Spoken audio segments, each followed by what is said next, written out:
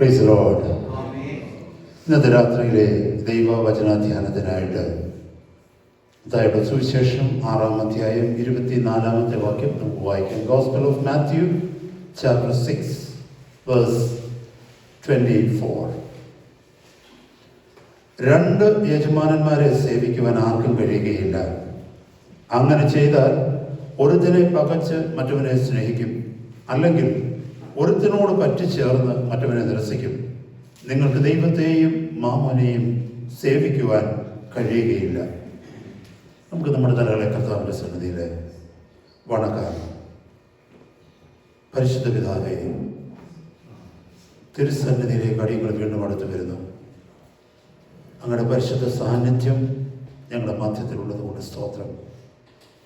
അങ്ങയെ ഭയപ്പെടുവാൻ, അങ്ങയുടെ തിരുവചനത്തെ ഭയപ്പെടുവാൻ, ഏകാഗ്ര ഹൃദയത്തോടെ അങ്ങയുടെ പരിശുദ്ധ വചനത്തിന് ചെവിയോർത്ത് ഹൃദയത്തിൽ സ്വീകരിച്ചതിനെ അനുസരിപ്പാൻ അടിയങ്ങൾ നിങ്ങളുടെ കൃപ പകരുമാറാക്കണമേ എന്ന് പ്രാർത്ഥിക്കുന്നു.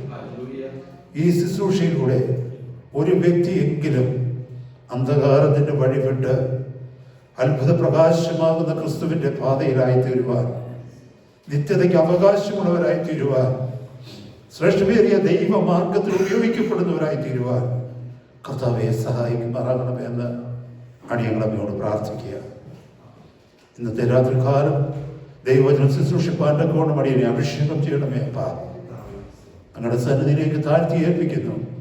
സകല മഹത്വവും ആരാധനയും പുകഴ്ചയും അവിടുത്തെ പാദപീഠത്തിൽ സമർപ്പിക്കുന്നപ്പാ. പ്രാർത്ഥനകളുടെ കൃപയ്ക്കായി സ്തോത്രം. യേശു കർത്താവിന്റെ പരിശുദ്ധ നാമത്തിൽ തന്നെ ആമേൻ. എല്ലാവർക്കും പ്രാർത്ഥനയോടെ കർത്താവിന്റെ സന്നിധിയിലായിരിക്കാം. നമ്മൾ ഈ വായിച്ചു കേട്ട ദൈവവചന ഭാഗമെന്ന് പറയുന്നത് നമുക്ക് എല്ലാവർക്കും സുപരിചിതമായ വേദഭാഗമാണ്. ഒരു പക്ഷേ ഈ വേദഭാഗത്തെ കുറിച്ച്, ഈ ടെക്സ്റ്റിനെ കുറിച്ച് കഴിഞ്ഞ നാളുകളിൽ അനവധി തവണ ദൈവവചന ശുശ്രൂഷകളിൽ ദൈവവചനം കേട്ടിട്ടുണ്ടാകാം, പലതവണ നമ്മളിത് പഠിച്ചിട്ടുണ്ടാകാം. എന്നാൽ ഇന്നത്തെ രാത്രി നിങ്ങളോട് ഞാൻ ഷെയർ ചെയ്യുവാൻ പോകുന്ന ഈ വിഷയത്തിന്റെ ആഴങ്ങൾ മനസ്സിലാക്കുമ്പോൾ ഒരു പക്ഷേ യാഥാസ്ഥികരായിരിക്കുന്ന ഫണ്ടമെന്റലിസ്റ്റുകളായിരിക്കുന്ന പലർക്കും ഡിസ്റ്റർബൻസ് ഉണ്ടാക്കുന്ന ചില തോട്ട്സ് ആണ് ഇന്നത്തെ രാത്രി ഈ വചനഭാഗത്ത് നമ്മൾ മനസ്സിലാക്കുവാനായിട്ട് പോകുന്നത്. സഹോദരങ്ങളെ, ഈ വചനഭാഗം നമ്മൾ ശ്രദ്ധിക്കുമ്പോൾ 6:24 മത്തായിയുടെ സുവിശേഷം ഇത് മനസ്സിലാക്കുമ്പോൾ കർത്താവ് സെർമൺ ഓൺ ദ മൗണ്ട്, പർവ്വത പ്രസംഗത്തിന്റെ മധ്യഭാഗത്ത്, ഏതാണ്ട് മധ്യഭാഗത്ത് അടുത്ത സമയത്ത് പ്രസംഗിക്കുന്ന ഭാഗമാണിത്. നമുക്കറിയാം, പർവ്വത പ്രസംഗം അല്ലെങ്കിൽ സെർമൺ ഓൺ ദ മൗണ്ട് എന്ന് പറഞ്ഞാൽ പുരുഷാരമൊക്കെയും അത് കേൾക്കുന്നുണ്ടെങ്കിൽ തന്നെയും പ്രാഥമികമായി തന്റെ ശിഷ്യന്മാർക്ക് കർത്താവ് കൊടുത്ത ക്ലാസ് ആണത്. പുതിയ നിയമത്തെക്കുറിച്ചുള്ള ഒരു ക്ലാസ്, ഒരു സമ്മറി. പുതിയ നിയമം മുഴുവനും ഈ 3 അധ്യായങ്ങളിൽ, മത്തായിയുടെ സുവിശേഷം 5, 6, 7 അധ്യായങ്ങളിൽ അടങ്ങിയിരിക്കുന്നു എന്നുള്ളത് നമുക്ക് മനസ്സിലാക്കുവാനായിട്ട് കഴിയും. ഇന്ന് പലപ്പോഴും പലരും അത് പഠിക്കുവാനൊക്കെ വേണം പ്രാധാന്യം അത്രമാത്രം കൊടുക്കുന്നില്ലെങ്കിൽ തന്നെയും എന്നെ സംബന്ധിച്ചിടത്തോളം ഞാൻ ചിന്തിക്കുന്നതും ഞാൻ പഠിക്കുന്നതും ഞാൻ പഠിപ്പിക്കുന്നതും സെർമൺ ഓൺ ദ മൗണ്ട് അല്ലെങ്കിൽ പർവ്വത പ്രസംഗം ഒരു ക്രിസ്തീയ ജീവിതത്തിന്റെ മഗ്ന കാർട്ടയാണ്, കോൺസ്റ്റിറ്റ്യൂഷനാണ്, ഭരണഘടനയാണ്. ഹല്ലേലൂയ. അതൊരു സഭയുടെ ഭരണഘടനയായിരിക്കണം, ഒരു ദൈവ പൈതലിന്റെ ജീവിത ശൈലിയായിരിക്കണം, നമ്മുടെ ജീവിത ലക്ഷ്യം അതായിരിക്കണം. Praise God. അവിടെയാണ് പഴയ നിയമവും പുതിയ നിയമവും തമ്മിലുള്ള വ്യത്യാസങ്ങൾ, അതിന്റെ കോൺട്രാസ്റ്റുകൾ, അതൊക്കെ കർത്താവ് പഠിപ്പിക്കുന്നത് അവിടെയാണ്. എന്താണ് പുതിയ നിയമം എന്ന് നമ്മൾ മനസ്സിലാക്കുന്നതൊക്കെ അവിടെയാണ്. ക്രിസ്തീയ സഭയുടെ അധിഷ്ഠിതം, ക്രിസ്തീയ സഭ എങ്ങനെ ഏതിൽ അധിഷ്ഠിതമായിരിക്കണം എന്നുള്ളത് നമ്മുടെ വിശ്വാസ മൂല്യങ്ങളെ പഠിപ്പിക്കുന്ന ഭാഗമാണത്. നമ്മൾ ഈ വായിച്ച ഭാഗത്തിലേക്ക് വരുമ്പോൾ 2 യജമാനന്മാരെ സേവിക്കുവാൻ ആർക്കും കഴിയുകയില്ല. അങ്ങനെ ചെയ്താൽ അവൻ ഒരുത്തനെ പകച്ച് മറ്റവനെ സ്നേഹിക്കും, അല്ലെങ്കിൽ ഒരുത്തനോട് പറ്റിച്ചേർന്ന് മറ്റവനെ നിരസിക്കും. നിങ്ങൾക്ക് ദൈവത്തെയും മാമോനെയും സേവിക്കുവാൻ കഴിയുകയില്ല. സഹോദരങ്ങളെ, നമ്മൾ ഒരു വ്യക്തിയെ സേവിക്കുന്നു എന്ന് പറഞ്ഞാൽ അതിന്റെ അർത്ഥം ആ വ്യക്തി നമ്മുടെ നേതാവായി തീർന്നിരിക്കുന്നു എന്നുള്ളതാണ്, നമ്മുടെ ലീഡറായി തീർന്നിരിക്കുന്നു എന്നുള്ളതാണ്, അല്ലെങ്കിൽ നമ്മളെ നയിക്കുന്ന വ്യക്തിയായി ആൾ മാറി എന്നുള്ളതാണ്. അപ്പോൾ ഒരു വ്യക്തി ദൈവത്തെ സേവിക്കുന്നുവെങ്കിൽ ദൈവമാണ് എന്നെ നയിക്കുന്നത്, ആ വ്യക്തിയെ നയിക്കുന്നത്. എന്നാൽ ഒരു വ്യക്തി മാമോനെയാണ് സേവിക്കുന്നത് അതിന്റെ അർത്ഥം ആ വ്യക്തിയെ നയിക്കുന്നത് മാമോനാണ്. അല്ലെങ്കിൽ ഒരു സഭ മാമോനെയാണ് സേവിക്കുന്നതെങ്കിൽ അതിന്റെ അർത്ഥം ആ സഭയെ നയിക്കുന്നത് മാമോനാണ്. ഇവിടെ നമ്മൾ വളരെ വ്യക്തമായിട്ട് മനസ്സിലാക്കണം, ഇത് രണ്ടും കൂടെ ചേർന്ന് പോകുവാൻ തോന്നാൻ കഴിയുകയില്ല. ഈ പർവ്വത പ്രസംഗത്തിലേക്ക് when you look into this sermon on the mount, ഈ പർവ്വത പ്രസംഗത്തിലേക്ക് നോക്കുമ്പോൾ പ്രാരംഭമായി നമുക്ക് മനസ്സിലാക്കുവാൻ കഴിയുന്ന ചില കാര്യങ്ങളുണ്ട്. ഒന്ന്, ഇത് രണ്ട് കിങ്ഡംസിനെ കുറിച്ച് പറയുന്നുണ്ട്, രണ്ട് രാജ്യത്വങ്ങളെ കുറിച്ച് പറയുന്നുണ്ട്. ഒന്ന് കിങ്ഡം ഓഫ് ഹെവൻ, അടുത്തത് കിങ്ഡം ഓഫ് ഹെർത്ത്. അതുപോലെ രണ്ട് സാമ്രാജ്യങ്ങളെ കുറിച്ച് പറയുന്നുണ്ട്. അത് ഒന്ന് അന്ധകാരത്തിന്റെ സാമ്രാജ്യം, മറ്റൊന്ന് വെളിച്ചത്തിന്റെ സാമ്രാജ്യം, realm of darkness and realm of light. മൂന്നാമത് പറയുന്നത് എന്തെന്ന് ചോദിച്ചാൽ രണ്ട് ലീഡേഴ്സ് അല്ലെങ്കിൽ രണ്ട് മാസ്റ്റേഴ്സിനെ കുറിച്ച് പറയുന്നുണ്ട്. ഒന്ന് ഗോഡ്, മറ്റത് സേറ്റൻ.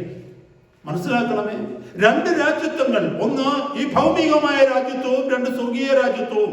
രണ്ട് സാമ്രാജ്യങ്ങൾ, ഒന്ന് വെളിച്ചത്തിന്റെ സാമ്രാജ്യവും മറ്റത് ഇരുട്ടിന്റെ അല്ലെങ്കിൽ അന്ധകാരത്തിന്റെ സാമ്രാജ്യവും. പിന്നെ രണ്ട് മാസ്റ്റേഴ്സ് അല്ലെങ്കിൽ രണ്ട് യജമാനന്മാർ, ഒന്ന് ദൈവം അല്ലെങ്കിൽ മറ്റത് സേറ്റൻ. ഇത് നമ്മൾ മനസ്സിലാക്കേണ്ടതായിട്ടിരിക്കുന്നു. പക്ഷേ ഇവിടെ കർത്താവ് പറഞ്ഞിരിക്കുന്ന വാക്യം ഒന്ന് ശ്രദ്ധിച്ചേ. നിങ്ങൾക്ക് ദൈവത്തെയും സാത്താനെയും സേവിക്കുവാൻ കഴിയുകയില്ല എന്നല്ല എഴുതിയിരിക്കുന്നത്. പിന്നെയോ ദൈവത്തെയും മാമോനെയും സേവിക്കുവാൻ തക്കവണ്ണം കഴിയുകയില്ല എന്നുള്ളതാണ് അവിടെ എഴുതിയിരിക്കുന്നത്. സഹോദരങ്ങളെ, വചനത്തിൽ ഈ ഭാഗത്ത് മാത്രമേ മാമോനെ കുറിച്ച് നമ്മൾ കാണുന്നുള്ളൂ.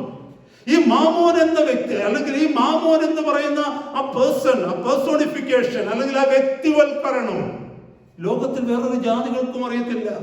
ലോകത്തിലുള്ള ഏതെങ്കിലും മനുഷ്യരുടെ അടുക്കൽ ചെന്നിട്ട് മാമോൻ എന്ന് പറഞ്ഞു കഴിഞ്ഞാൽ അവർ വിചാരിക്കും ഏതെങ്കിലും മനുഷ്യരുടെ പേരാണെന്നാണ് വിചാരിക്കുന്നത്. എന്നാൽ ലോകത്തിൽ ആരോട് വേണമെങ്കിലും സാത്താൻ എന്ന് പറഞ്ഞു കഴിഞ്ഞാൽ ഏത് മതസ്ഥരാണെങ്കിൽ തന്നെയും അവർക്ക് മനസ്സിലാകും സാത്താൻ എന്ന് പറയുന്നത് പിശാചാണെന്ന്.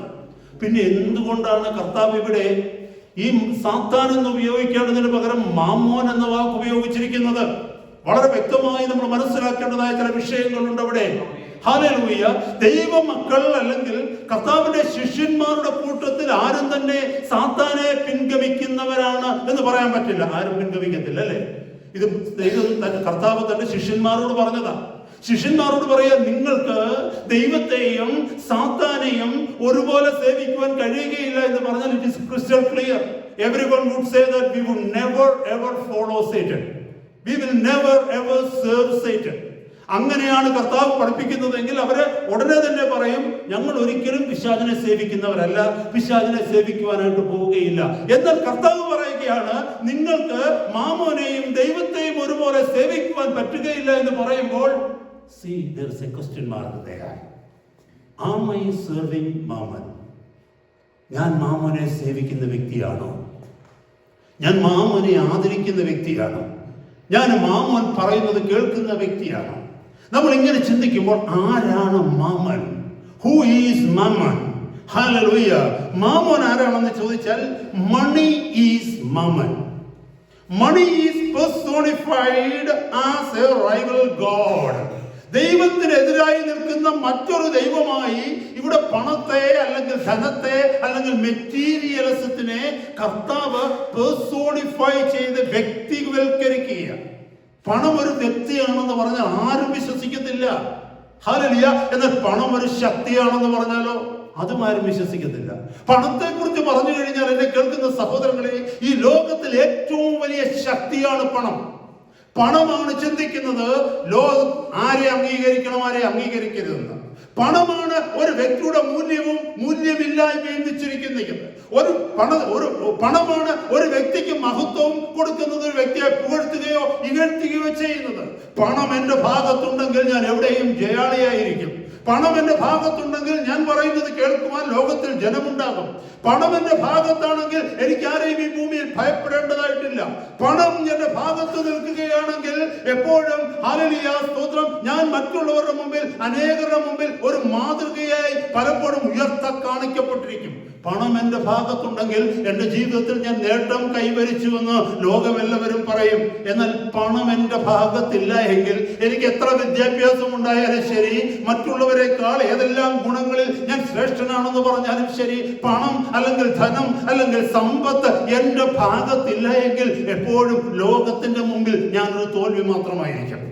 അപ്പോൾ പണം എന്ന് പറയുന്നത്, ധനം എന്ന് പറയുന്നത്, മണി, പവർ എന്ന് പറയുന്നത് ഈ ലോകത്തിൽ വലിയൊരു ശക്തിയാണ്. Praise God. നമ്മളത് മറന്നു പോകരുത് സഹോദരങ്ങളെ. So money is a power that seeks to dominate us. ചിന്തിക്കണമേ, എന്നെയും നിങ്ങളെയും നിയന്ത്രിക്കുവാൻ തക്കവണ്ണം ശക്തിയുള്ളതാണ് പണം. ദൈവം, കർത്താവായ ക്രിസ്തു യേശു കർത്താവ് ഈ പണത്തെ കുറിച്ച് ഈ പറഞ്ഞിരിക്കുന്ന മണിയെ പേഴ്സോണിഫൈ ചെയ്ത് വ്യക്തിവൽക്കരിച്ച് ഒരു വ്യക്തിത്വം അതിന് കൊടുത്തിട്ട് പറയുകയാണ്, ഇത് മാമ്മോനാണ്, ഇവനെ നിങ്ങൾ സേവിക്കരുത്. Money is god like. ദൈവത്തെ പോലെയാണ് മണി. ഹല്ലേലൂയ. അനേകർ മണിയെ ആരാധിക്കുന്നില്ലേ? പണത്തെ ആരാധിക്കുന്നില്ലേ? അല്ലെ, പണത്തെ ആരാധിക്കുന്നവരുണ്ട്. ഞാൻ കണ്ടിട്ടുണ്ട്. ചിലരുടെ കയ്യിലൂടെ പൈസ കിട്ടുമ്പോൾ അവർ പൈസ ഇങ്ങനെ ചുംബിക്കുന്നത് കണ്ടിട്ടുണ്ട്, ഇല്ലേ? നമ്മൾ കണ്ടിട്ടില്ലേ? പണം പറയുന്നത് കേൾക്കുന്ന എത്ര മനുഷ്യരുണ്ട്. ഹല്ലേലൂയ. ഒരല്പം പണം കൂടുതൽ കിട്ടുമെന്ന് കണ്ടു കഴിഞ്ഞാൽ അതിനുവേണ്ടി എന്ത് വീഴ്ചകളും ചെയ്യുവാൻ തക്കവണ്ണം മനുഷ്യൻ തയ്യാറാകുന്നില്ലേ? ഒരു നല്ല ജോലിയിൽ ഇരിക്കുന്ന ഒരു വ്യക്തിക്ക് ഒരല്പം പണം കൂടെ കൂടുതൽ കിട്ടുമെന്ന് കഴിഞ്ഞാൽ അവരെ ജോലി തള്ളിക്കളയുവാൻ തക്കവണ്ണം 2 മിനിറ്റ് അവർ ചിന്തിക്കേണ്ട ആവശ്യമില്ല. ഹല്ലേലൂയ. കുറച്ച് പണം കൂടുതൽ കിട്ടിക്കഴിഞ്ഞാൽ, ജീവിത സൗകര്യം കൂടുതൽ കിട്ടിക്കഴിഞ്ഞാൽ നമ്മൾ ആയിരിക്കുന്ന സ്ഥലം വിട്ട് മറ്റൊരു സ്ഥലത്തേക്ക് മാറുവാൻ തക്കവണ്ണം പലപ്പോഴും നമ്മൾ മടിക്കാറില്ല. അതൊരു ദേശം വിട്ട് വേറൊരു ദേശത്തേക്കായിരിക്കാം, ഒരു രാജ്യം വിട്ട് മറ്റൊരു രാജ്യത്തേക്ക് migrate ചെയ്യുന്നതായിരിക്കാം. I tell you my brother, my sister, money has power. Hallelujah. ധനം അല്ലെങ്കിൽ പണം അല്ലെങ്കിൽ materialism, if it dictates something to us, we will listen. Not only we listen but we obey. നമ്മൾ ശ്രദ്ധിക്കുക മാത്രമല്ല, നമ്മൾ അനുസരിക്കുകയും ചെയ്യും. Hallelujah. കാരണം money has influenced every area, every single area of the world. ഈ ലോകത്തിന്റെ എല്ലാ ഏരിയകളും, അത് വ്യക്തിയായിക്കൊള്ളട്ടെ, അത് കുടുംബമായിക്കൊള്ളട്ടെ, അത് കൂട്ടുകുടുംബങ്ങളായിക്കൊള്ളട്ടെ, അതൊരു ദേശമായിക്കൊള്ളട്ടെ, എല്ലായിടത്തും ഒരുപോലെ ഇൻഫ്ലുവൻസ് ചെയ്തിരിക്കുന്നതാണ് പണം അല്ലെങ്കിൽ ധനം. രാജാക്കന്മാർ ധനശാലികളല്ലേ? They are rich people. രാജാക്കന്മാർക്ക് ധനമുണ്ട്, ലീഡേഴ്സിന് ധനമുണ്ട്, പൊളിറ്റീഷ്യൻസിന് ധനമുണ്ട്, ബിസിനസ്മാന് ധനമുണ്ട്, ടെററിസ്റ്റുകൾക്ക് മില്യൺസ് ആൻഡ് മില്യൺസ് ഉണ്ട്. അതുപോലെ തന്നെ പല പ്രീച്ചേഴ്സിനുമുണ്ട് millions and millions and millions. Everywhere there is money. If you have no money, you are out. If you have no money, you have no vacancy. If you have no money, you will have no admission. Forget about your merit. അതല്ലേ നാട്ടിലൊക്കെ ഇപ്പം നടക്കുന്നതാ. എല്ലാത്തിനും A+ കിട്ടിക്കഴിഞ്ഞാലും സ്കൂളിൽ admission ഇല്ല. കാരണം പണം കൊടുത്ത് management കോട്ടകളിലും അല്ലാത്തടത്തും താഴെയുള്ളവരെ law ഗ്രേഡായി mark വാങ്ങിച്ചവരൊക്കെ നേരത്തെ റിസൾട്ട് വരുന്നതിന് മുമ്പേ സീറ്റ് അക്യൂർ ചെയ്തിരിക്കുക, ബുക്ക് ചെയ്തിരിക്കുക. എല്ലാത്തിനും A+ പഠിച്ച് വാങ്ങിച്ചിട്ട് വെളിയിൽ ഇറങ്ങിയാലും അവർ ആഗ്രഹിക്കുന്ന ഒരു സബ്ജക്റ്റിൽ പഠിക്കുവാൻ അവർക്ക് കഴിയാത്ത അവസ്ഥയാണ്. Because they have no money. They have no money. പണം ഉണ്ടെന്നുണ്ടെങ്കിൽ ഏത് പൊസിഷനിലും മനുഷ്യന് എത്തുവാനായിട്ട് കഴിയും. പണം ഉണ്ടെന്നുണ്ടെങ്കിൽ ഏത് ഇലക്ഷനും മനുഷ്യന് നിൽക്കുവാനായിട്ട് കഴിയും. പണം ഉണ്ടെന്നുണ്ടെങ്കിൽ ഏത് പാർട്ടിയുടെ ടിക്കറ്റും ഒരു പക്ഷേ നമുക്ക് കിട്ടിയെന്നിരിക്കും. പണം കൊടുത്താൽ മതി. പണം കൊടുത്തു കഴിഞ്ഞാൽ കോടതിയിലിരിക്കുന്ന ന്യായാധിപനെ നമ്മുടെ വശത്താക്കുവാൻ ഇന്നത്തെ കാലഘട്ടത്തിൽ പലപ്പോഴും കഴിയുന്നുണ്ട്. പണമുണ്ടെങ്കിൽ ഏത് വലിയ കുറ്റകൃത്യം ചെയ്താലും ശരി, ആ കുറ്റകൃത്യം മറ്റൊരാളുടെ തലയിൽ വെച്ചിട്ട് എനിക്ക് നിരപരാധി എന്നുള്ള മുദ്രയടിച്ച് ക്ലീൻ സർട്ടിഫിക്കറ്റ് വാങ്ങി വെളിയിലേക്ക് പോകുവാൻ കഴിയും. It is the power of money. It is the power of money. മറന്നു പോകരുത് സഹോദരങ്ങളെ. Hallelujah. It has been set. ഇങ്ങനെ പറഞ്ഞിട്ടുണ്ട്. എങ്ങനെയാണെന്നറിയാമോ? Money is the most sensitive nerve in human body and it runs from our brain down to our wallet. ഒരു saying ഉണ്ട്, ഇങ്ങനെ പറയുന്നുണ്ട്, മനുഷ്യ ശരീരത്തിലെ ഏറ്റവും സെൻസിറ്റീവ് ആയിരിക്കുന്ന ഒരു നേർവാണ് പണമെന്ന്. കാരണം അത് നേർവ് പ്രവർത്തിക്കുന്നത് തലച്ചോറിൽ നിന്ന് പോക്കറ്റിലേക്കാണ്. നമ്മുടെ പണത്തിന് എന്തെങ്കിലും പറ്റിക്കഴിഞ്ഞാൽ പെട്ടെന്ന് നമ്മൾ ഡൗൺ ആയിപ്പോ, അല്ലേ? ജോലി നഷ്ടപ്പെട്ടെന്ന് പറഞ്ഞാൽ ഡൗണ്. നമുക്ക് കിട്ടാനുള്ള 50 പൗണ്ട് നഷ്ടപ്പെട്ടു പോയി എന്ന് പറഞ്ഞാൽ ഡൗണ്. ആരെങ്കിലും 2 പൗണ്ട് നമ്മുടെ കളിപ്പിച്ചെടുത്തെന്ന് പറഞ്ഞാൽ അപ്പോഴും നമ്മൾ ഡൗൺ ആകും, അല്ലേ? അത് മാത്രമല്ല, ഈ പണമാണ് വ്യക്തിയുടെ സമാധാനത്തെ സ്വാധീനിക്കുന്നത് ഇന്നത്തെ കാലഘട്ടത്തിൽ, അല്ലെ? 2 വ്യക്തികളെ തമ്മിൽ അടുപ്പിക്കുന്നതും അകറ്റുന്നതും ഈ പണമാണ്. ഭാര്യയും ഭർത്താവും തമ്മിൽ തല്ലുകൂട്ടുന്നതിന്റെ പ്രധാന കാരണം ഈ പണമാണ്, അല്ലെ? അപ്പനെയും മക്കളെയും തമ്മിൽ അകറ്റുന്നത് പണമാണ്, അല്ലെ? കൂട്ടുകാരനെയും 2 കൂട്ടുകാരെ തമ്മിൽ ബദ്ധശത്രുക്കളാക്കുന്നത് പലപ്പോഴും അതിന് കാരണം ഒരു രീതിയിൽ അല്ലെങ്കിൽ മറ്റൊരു രീതിയിൽ അവസാനിക്കുന്ന ഈ പണത്തിന്റെ വിഷയത്തിലാണ്, പണത്തിന്റെ ദ്രവ്യത്തിന്റെ കാര്യങ്ങളിലാണ്, അല്ലെ? ജ്യേഷ്ഠനും അനിയനും തമ്മിൽ തള്ളുകൂടുന്നത് എന്തിനു വേണ്ടിയാ? ഈ പണത്തിന് വേണ്ടിയാ. So this is what it is said. Money is said to be a sensitive nerve in a human body and it runs from brain to the wallet. അല്ലെ? തലച്ചോറിൽ നിന്ന് പോക്കറ്റിലേക്കുള്ള ഡയറക്റ്റ് നെർവാണ് ഈ പണം എന്ന് പറയുന്നത്. അങ്ങനെ there's a saying out. Hallelujah. നമ്മുടെ കർത്താവ് പറഞ്ഞു, no one can serve the two masters. രണ്ട് യജമാനന്മാരെ സേവിപ്പാൻ തക്കവണ്ണം ആർക്കും കഴിയത്തില്ല. വളരെ ശ്രദ്ധയോടെ ഈ മെസ്സേജ് കേൾക്കണം സഹോദരങ്ങളെ. Your true master is the one who you love and serve. ആരാണ് എൻ്റെ യജമാനൻ എന്നറിയണമെങ്കിൽ അതിനൊരു ടെസ്റ്റ് ഡോസ് ഉണ്ട്, അതിനൊരു ടെസ്റ്റ് ഉണ്ട്. എന്താണെന്നറിയാമോ? ഞാൻ ആരെയാണോ ഏറ്റവും കൂടുതൽ സ്നേഹിക്കുന്നത്, ആർക്കു വേണ്ടിയാണോ എൻ്റെ ജീവിതത്തിൽ ഏറ്റവും കൂടുതൽ സമയം ചെലവഴിക്കുന്നത്, ആരെയാണോ ഞാൻ എപ്പോഴും ചിന്തിക്കുന്നത്, ആര് പറയുന്നതാണോ ഞാൻ പെട്ടെന്ന് അനുസരിക്കുന്നത്, ആ വ്യക്തിയാണ് എൻ്റെ യജമാനൻ, ആ വ്യക്തിയാണ് എൻ്റെ മാസ്റ്റർ. ഇന്ന് പ്രഭാതം മുതൽ ഈ നിമിഷം വരെയുള്ള സമയം ഒന്ന് ആലോചിച്ച് നോക്കിയ സഹോദരങ്ങളെ, ആരെക്കുറിച്ചായിരുന്നു നമ്മൾ ഏറ്റവും കൂടുതൽ ചിന്തിച്ചത്? ആർക്കു വേണ്ടിയാണ് ഈ കഴിഞ്ഞ മണിക്കൂറുകളൊക്കെ നമ്മൾ ചെലവഴിച്ചത്? ഹല്ലേലൂയ.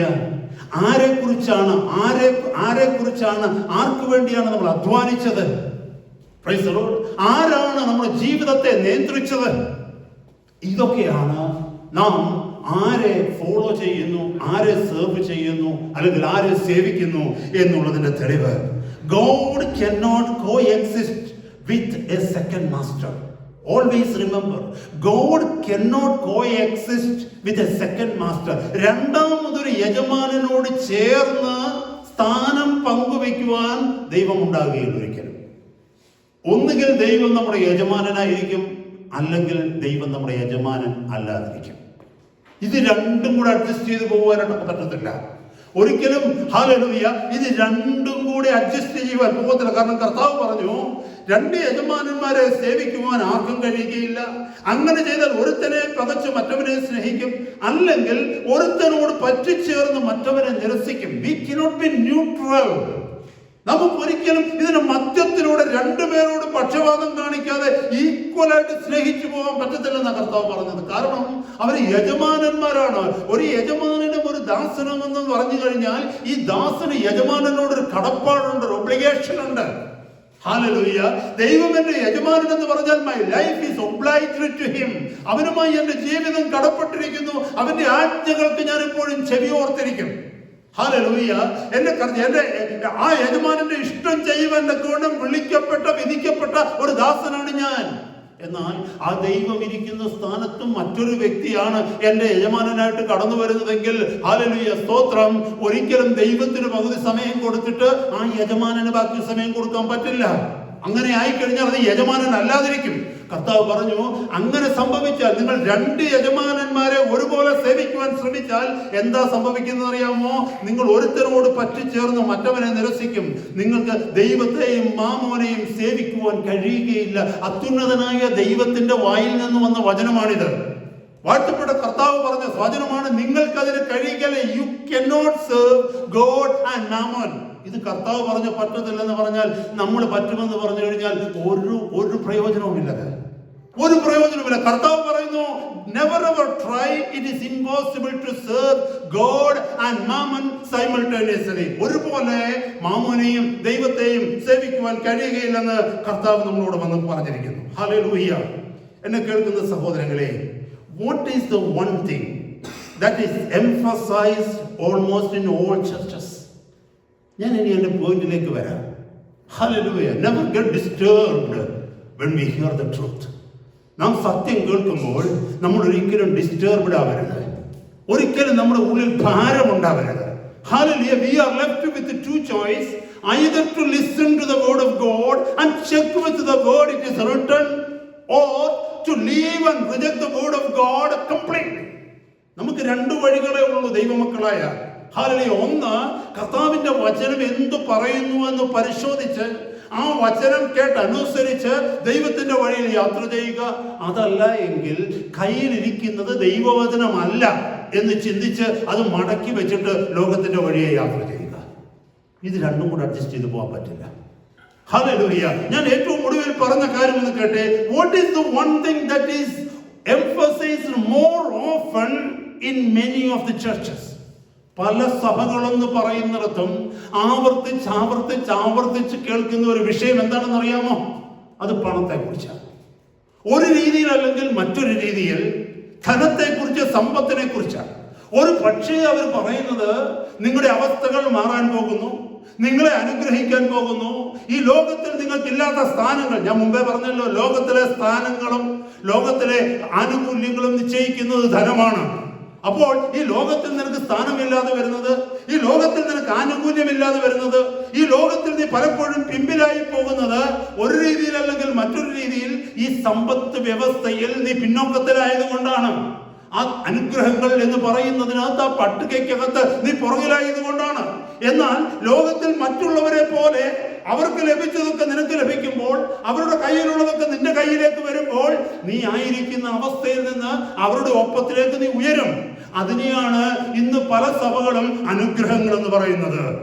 അപ്പോൾ ഒരു രീതിയിൽ അവർ പറയുന്നത് ഇങ്ങനെയാണ്: ഹല്ലേലൂയ, നിങ്ങളെ ദൈവം അനുഗ്രഹിക്കാനായിട്ട് പോകുന്നു, നിങ്ങൾക്ക് ദൈവം സമ്പത്ത് വർദ്ധിപ്പിക്കാനായിട്ട് പോകുന്നു, നിങ്ങളുടെ ധനം വർദ്ധിക്കുവാനായിട്ട് പോകുന്നു, നിങ്ങളുടെ സാഹചര്യങ്ങൾ മാറുവാനായിട്ട് പോകുന്നു. പുറകിൽ നിൽക്കേണ്ട വ്യക്തികളല്ല നിങ്ങൾ മുമ്പിലേക്ക് വരേണ്ട വ്യക്തികളാണ്. ഹല്ലേലൂയ. ഈ കഷ്ടതയുടെ വഴിയിലേക്ക് പോകുന്നവരല്ല നിങ്ങൾ. ഹല്ലേലൂയ. സമൃദ്ധിയുടെ വഴിയിലേക്ക് വിളിക്കപ്പെട്ടവരാണ് നിങ്ങൾ. അങ്ങനെ പ്രസംഗിക്കുമ്പോൾ അത് കേൾക്കുന്ന ഏതൊരു വ്യക്തിക്കും മനസ്സിലാകും അതിനകത്തെ കണ്ടന്റ് എന്താണ്. ഇറ്റ് ഈസ് മണി. മറന്നുപോകാൻ സഹോദരങ്ങളെ, ഇറ്റ് ഈസ് മണി. വേറൊരു രീതിയിലുള്ള പ്രസംഗം എന്താണെന്നറിയാം, അത് വൺ സൈഡ് ഓഫ് ഇറ്റ്. അടുത്ത സൈഡ് എന്താണെന്നറിയാമോ? Hallelujah, God's work is suffering because of the lack of money.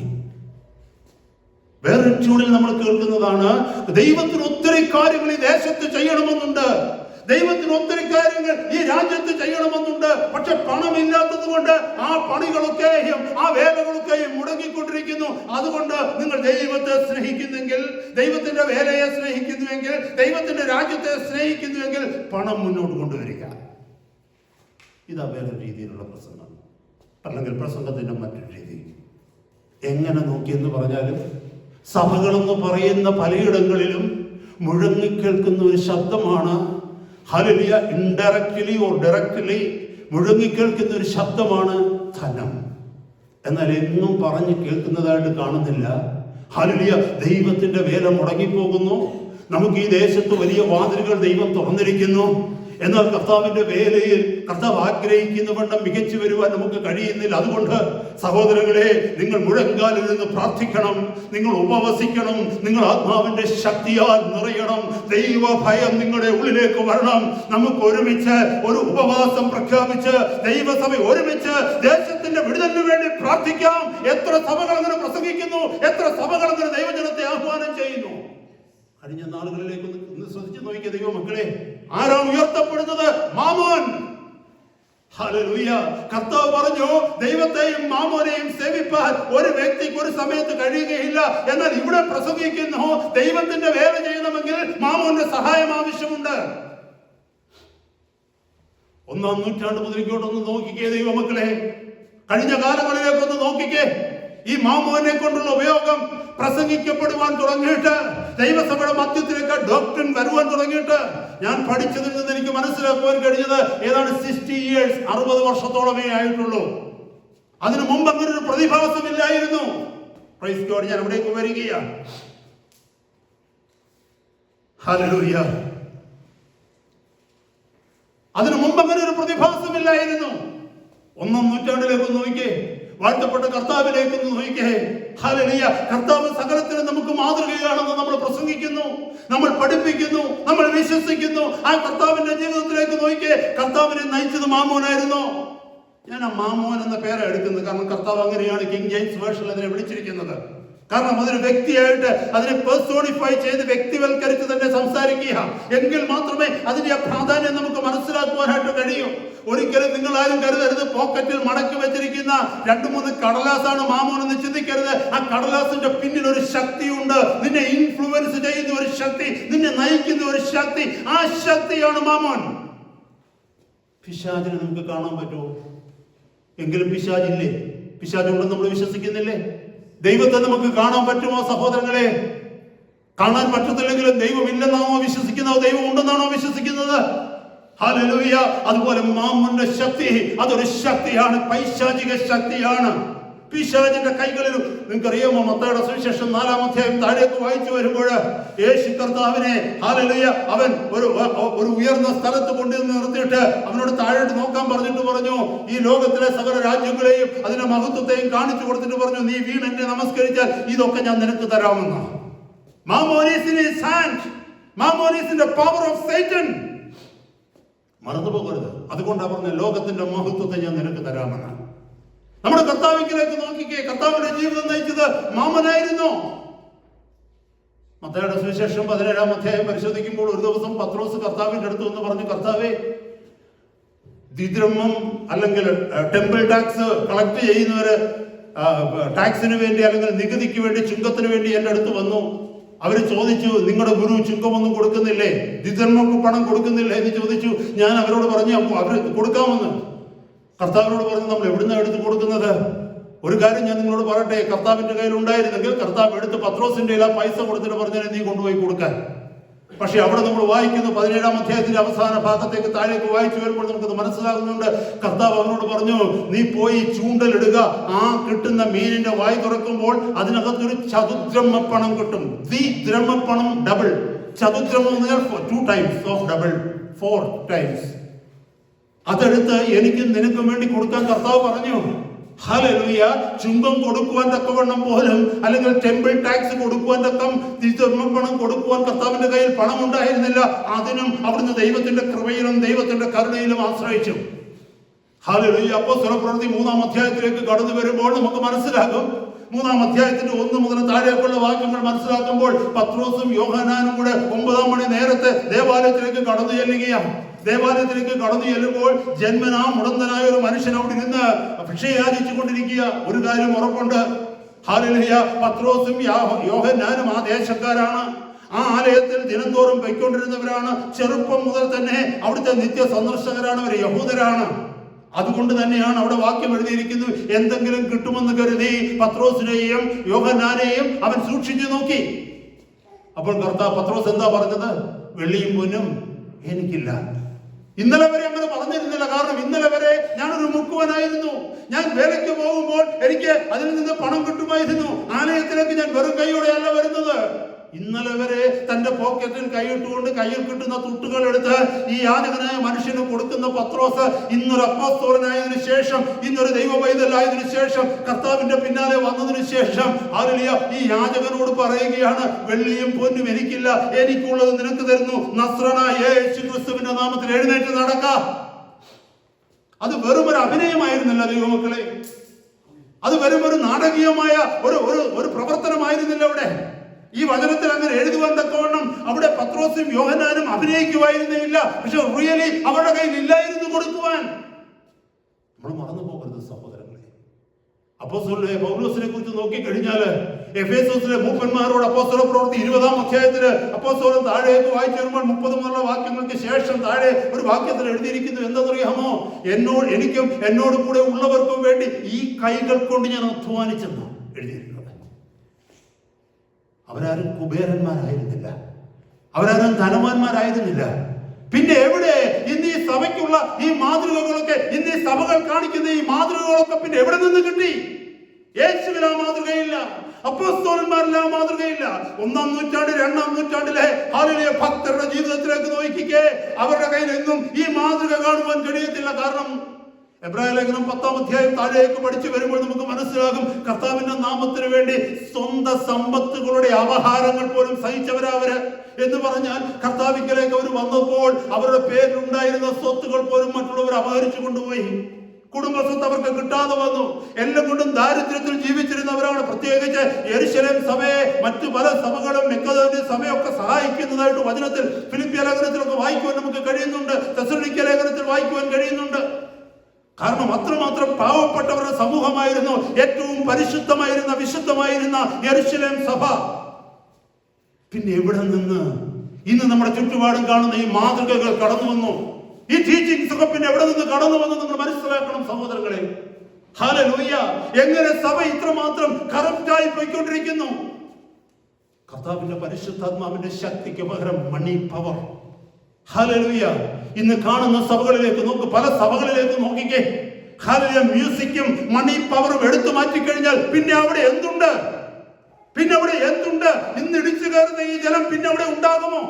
അടുത്ത ആഴ്ച മുതൽ ഈ ചർച്ചിൽ മ്യൂസിക്കുകൾ ഇല്ലെന്ന് പറയാന്ന് വെച്ചോ, ഈ കാണുന്ന സൗണ്ട് സിസ്റ്റവും ലൈറ്റ് സിസ്റ്റവും ഒന്നുമില്ലെന്ന് പറയുന്നു വെച്ചോ, ഈ കാണുന്ന ഡെക്കറേഷൻസ് ഒന്നുമില്ലെന്ന് വെച്ചോ, ഇതൊരു സാധാരണ സഭയായി മാറുകയാണെന്ന് അടുത്ത ആഴ്ച മുതൽ എന്ന് പറഞ്ഞു കഴിഞ്ഞാൽ, അവിടുത്തെ ശുശ്രൂഷകളുടെ അനൗൺസ്മെന്റ് ചെയ്തു കഴിഞ്ഞാൽ ആയിരങ്ങൾ ഇരിക്കുന്നിടത്ത് പിറ്റേ ആഴ്ച എത്ര പേര് കാണും? നിങ്ങളൊന്ന് പറഞ്ഞേ. അവരെ അവിടെ കൂട്ടിക്കൊണ്ടുവന്നത് എന്താണ്? കർത്താവിനോടുള്ള സ്നേഹമാണോ? ദൈവശബ്ദം കേൾക്കുവാനുള്ള ആഗ്രഹമാണോ? മാനസാന്തരത്തിലേക്ക് നയിക്കപ്പെടുവാൻ തക്കവണ്ണമുള്ള ഹൃദയത്തിന്റെ തീഷ്ണതയാണോ? അല്ല. They have come for something else. They have come to watch a performance. Hallelujah. ഇന്ന് നോക്കിക്കേ സഹോദരങ്ങളെ, ഞാൻ പലയിടത്തും കാണുന്നതാ അന്ധകാരത്തിൽ ഇരുട്ടിനകത്ത് നിന്നുകൊണ്ട് ദൈവത്തെ ആരാധിക്കുന്നത്. അല്ലേ? മുന്നിലൊരു സ്ക്രീൻ മാത്രം കാണും, പാട്ടുകൾ എഴുതി കാണിക്കുന്ന ഒരു സ്ക്രീൻ. മറ്റെല്ലാ ലൈറ്റുകളും ഓഫ് ചെയ്ത് ഇരുട്ടിൽ നിന്നുകൊണ്ട് ദൈവത്തെ ആരാധിക്കുക. എവിടെ? ദൈവവചനത്തിൽ അങ്ങനെ ഒരു മർമ്മം എവിടെ? പത്രോസിന്റെ ലേഖനത്തിൽ നിന്ന് പറയുന്നു, 2:9 പറയുന്നു, അന്ധകാരത്തിൽ നിന്ന് തന്റെ അത്ഭുത പ്രകാശത്തിലേക്ക് നിങ്ങളെ വിളിച്ചവന്റെ സദ്ഗുണങ്ങളെ ഘോഷിപ്പാൻ തക്കവണ്ണം. അന്ധകാരത്തിൽ നിന്ന് അത്ഭുത പ്രകാശത്തിലേക്ക് വിളിക്കപ്പെട്ടവ നമ്മള് പിന്നെ എന്തിന് അന്ധകാരത്തിൽ നിന്നുകൊണ്ട് ദൈവത്തെ ആരാധിക്കണം? ഇതൊക്കെ ആരെ ഇംപ്രസ് ചെയ്യുവാനോ സഹോദരങ്ങളെ? ദൈവത്തെ ഇംപ്രസ് ചെയ്യുവാനാണോ? അതോ മാമോന്റെ പവറോ? ലോകത്തെ ഇംപ്രസ് ചെയ്യുവാനോ? കടന്നു വന്നവരെ ഇംപ്രസ് ചെയ്യുവാനോ? ഹല്ലേലൂയ. നാം ചിന്തിക്കേണ്ട കാലം കഴിഞ്ഞു പോയിരിക്കുന്നു. ഹല്ലേലൂയ. ദൈവത്തിന്റെ സഭയുടെ മധ്യത്തിൽ നിന്ന് പരിശുദ്ധാത്മാവിന്റെ ശക്തി മാറി പകരം മാമോന്റെ ശക്തി വ്യാപരിക്കുകയാണ്. ഏറ്റവും കൂടുതൽ പണം കൊടുത്തു കഴിഞ്ഞാൽ ലോകത്തിൽ അറിയപ്പെടുന്ന പ്രസംഗകരെ പ്രീച്ചറിനെ കിട്ടും. ഹല്ലേലൂയ. വർണ്ണശബളമായിരിക്കുന്ന ലൈറ്റിംഗ് സിസ്റ്റം, ഏറ്റവും മോസ്റ്റ് മോഡേൺ ആയിരിക്കുന്ന മൈക്ക് സൗണ്ട് സിസ്റ്റംസ്, ഇതെല്ലാം സഭയ്ക്കുള്ളിലേക്ക് കടന്നു വരുമ്പോൾ 1-ാം നൂറ്റാണ്ട് മുതൽ ഇങ്ങോട്ടുള്ള കാലങ്ങളിലേക്ക് നിങ്ങളൊന്ന് നോക്കിക്കേ സഹോദരങ്ങളെ. അവിടെ ആർക്ക് എന്തുണ്ടായിരുന്നു? അവിടെ ഉണ്ടായിരുന്നത് ഒന്ന് മാത്രമാണ്, ദൈവത്തിന്റെ ആത്മാവിന്റെ ശക്തി. അവിടെ കടന്നു വരുന്ന ജനം ഹല്ലേലൂയ മുഴങ്കാലിലിരുന്നുകൊണ്ട് കണ്ണുനീരൊഴുക്കും. ദൈവ സാന്നിധ്യം വ്യാപരിക്കുമ്പോൾ ദൈവവചനത്തിൽ എവിടെ നോക്കിയാലും, പഴയ നിയമത്തിലോ പുതിയ നിയമത്തിലോ ആയിക്കൊള്ളട്ടെ, ദൈവത്തിന്റെ സാന്നിധ്യത്തിന്റെ മുമ്പിൽ ഹല്ലേലൂയ വെറും കൃമിയായിരിക്കുന്ന മനുഷ്യൻ നിലവിളിക്കും. ദൈവമഹത്വം ഇറങ്ങി വരുമ്പോൾ ആ മഹത്വത്തിന്റെ മുമ്പിൽ നിൽക്കുവാൻ തക്കവണ്ണം ജഡതൽപരനായിരിക്കുന്ന ഒരു മനുഷ്യന് കഴിയത്തില്ല. അവിടെ ഇരുന്നു കൊണ്ട് ദൈവ സാന്നിധ്യത്തിന്റെ മുമ്പിൽ താൻ എത്രമാത്രം പാപിയാണ്, ദൈവത്തിൽ നിന്ന് എത്രമാത്രം അകന്നു പോയിരിക്കുന്നു എന്നുള്ള തിരിച്ചറിവാണ് കഴിഞ്ഞ കാലങ്ങളിൽ 1-ാം നൂറ്റാണ്ട് മുതൽ ഇങ്ങോട്ട് ഏത് കാലഘട്ടങ്ങളിൽ നോക്കിയാലും ഭക്തന്മാർ ദൈവസഭയുടെ മധ്യത്തിലേക്ക് കടന്നു വരുമ്പോൾ അവരുടെ ഇടയിൽ നടന്നിട്ടുള്ളത്. ഇന്ന് അങ്ങനെയാണോ സഹോദരങ്ങളെ? ഇന്ന് അങ്ങനെയാണോ? ഹല്ലേലൂയ. നമ്മൾ ചിന്തിക്കേണ്ടതാണ്. ഇന്ന് അങ്ങനെയല്ല. ഇന്ന് കടന്നു വരുന്നത് പോസിറ്റീവ് തിങ്കിങ്ങിൽ, മടങ്ങിപ്പോകുന്നതും പോസിറ്റീവ് തിങ്കിങ്ങിൽ. എല്ലാം നേരെയാകും. എവിടെ നേരെയാകും? നിന്റെ വഴി മാറുവാൻ, നിന്റെ വഴി മാറ്റുവാൻ. ഇന്നലെ നീ ചെയ്തത്, കഴിഞ്ഞയാഴ്ച ചെയ്തത്, നിന്റെ ഭാര്യയോടുള്ള നിന്റെ രീതി, നിന്റെ ഭർത്താവിനോടുള്ള നിന്റെ രീതി, നിന്റെ കുടുംബത്തിലുള്ള രീതി, ഹല്ലേലൂയ, നീ ഈ ഓടുന്ന ഓട്ടം, ഹല്ലേലൂയ, ഇതൊക്കെ സഹോദര ഒരു മിനിറ്റ് നിന്നുകൊണ്ട് ഒന്ന് ചിന്തിച്ചു നോക്കെന്ന് പറയുവാൻ ഒരു വ്യക്തി പുൽപിറ്റിലില്ല. കർത്താവിന്റെ ശബ്ദം വഹിക്കേണ്ടവർ, കർത്താവിന്റെ വക്താക്കളായി സ്പോക്ക് പേഴ്സൺസ് ആയി മാറേണ്ടവർ ഇന്ന് മാമോന്റെ സ്പോക്ക് പേഴ്സൺസ് ആയി മാറുക. മുമ്പ് ഞാൻ പറഞ്ഞതുപോലെ സ്വർഗത്തിന്റെ ശബ്ദം പ്രാപിച്ച് സ്വർഗത്തിന്റെ ശബ്ദം തന്നെ ജനത്തെ അറിയിക്കേണ്ടവർ ഇന്ന് മാമോന്റെ ശബ്ദം പ്രാപിച്ച് മാമോന്റെ ശബ്ദം ജനത്തെ അറിയിക്കുകയാണ്. ലോകത്തിൽ നിന്ന് വിടുവിച്ച് ദൈവത്തിലേക്ക് അടുപ്പിക്കേണ്ടവർ ലോകത്തിന്റെ വിവിധ വഴികളിലേക്ക് അവരെ നയിച്ചുകൊണ്ടിരിക്കുക, നടത്തിക്കൊണ്ടിരിക്കുക. സ്വർഗത്തോട് അടുപ്പിക്കേണ്ടവർ ഭൂമിയോട് അടുപ്പിക്കുകയാണ്. വേർപാടിനെ പ്രസംഗിക്കേണ്ടവർ ഹല്ലേലൂയ വേർപാട് എന്താണെന്ന് പോലും സ്വയം അറിയാതെ ഹല്ലേലൂയ മാതൃകയില്ലാത്ത ജീവിതം ദൈവസഭയുടെ മുമ്പിൽ നയിക്കുന്ന കഥയായി ഇത് കാണുന്നത്. ഞാൻ വേഗം മുന്നോട്ട് പോകട്ടെ. ഇതൊക്കെ എവിടെ നിന്നാണ് തുടങ്ങിയത്? ഞാൻ ബൈബിളിൽ ഒരു ചെറിയ എക്സാമ്പിൾ നിങ്ങൾക്ക് ഞാൻ തരാം. എങ്ങനെയാണ് ഒരു ഡോക്ട്രിൻ ഉണ്ടാകുന്നത്, ഒരു ഉപദേശം എങ്ങനെയാണ് ഉണ്ടാകുന്നതെന്ന് ഞാനിത് കാണിച്ചു തരാം. ദൈവത്തിന്റെ വചനത്തിൽ ഞാൻ ഒത്തിരി തെളിവുകളുണ്ട്. ഞാൻ സമയം പോകുന്നതുകൊണ്ട് ഞാൻ ആ ഭാഗത്തേക്ക് പോകുന്നില്ല. ഈ മെസ്സേജ് കംപ്ലീറ്റ് ചെയ്യണമല്ലോ. ഒരു ഉപദേശത്തെ കാണിക്കാൻ പോകും. ദൈവവചനത്തിലുള്ള ഒരു ഉപദേശത്തെ കുറിച്ച് പറഞ്ഞത് എവിടെയാണ് തുടങ്ങിയത് ഉപദേശം? നിങ്ങൾക്ക് എല്ലാവർക്കും ബേലാമിനെ കുറിച്ച് അറിയാം, ബിലയാമിനെ കുറിച്ച്. ബിലിയാമിനെ കുറിച്ച് യൂദയുടെ പുസ്തകം 11-ാമത്തെ വാക്യത്തിൽ എന്താ എഴുതിയിരിക്കുന്നത് അറിയാമോ? ആരെങ്കിലും ഒന്ന് വായിച്ചേ. യൂദയുടെ പുസ്തകം 11-ാമത്തെ വാക്യം.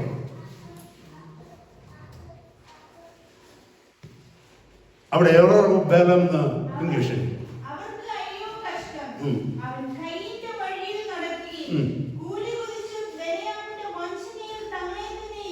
അവിടെ നിർത്തിക്കുക സഹോദരി, താങ്ക് യു.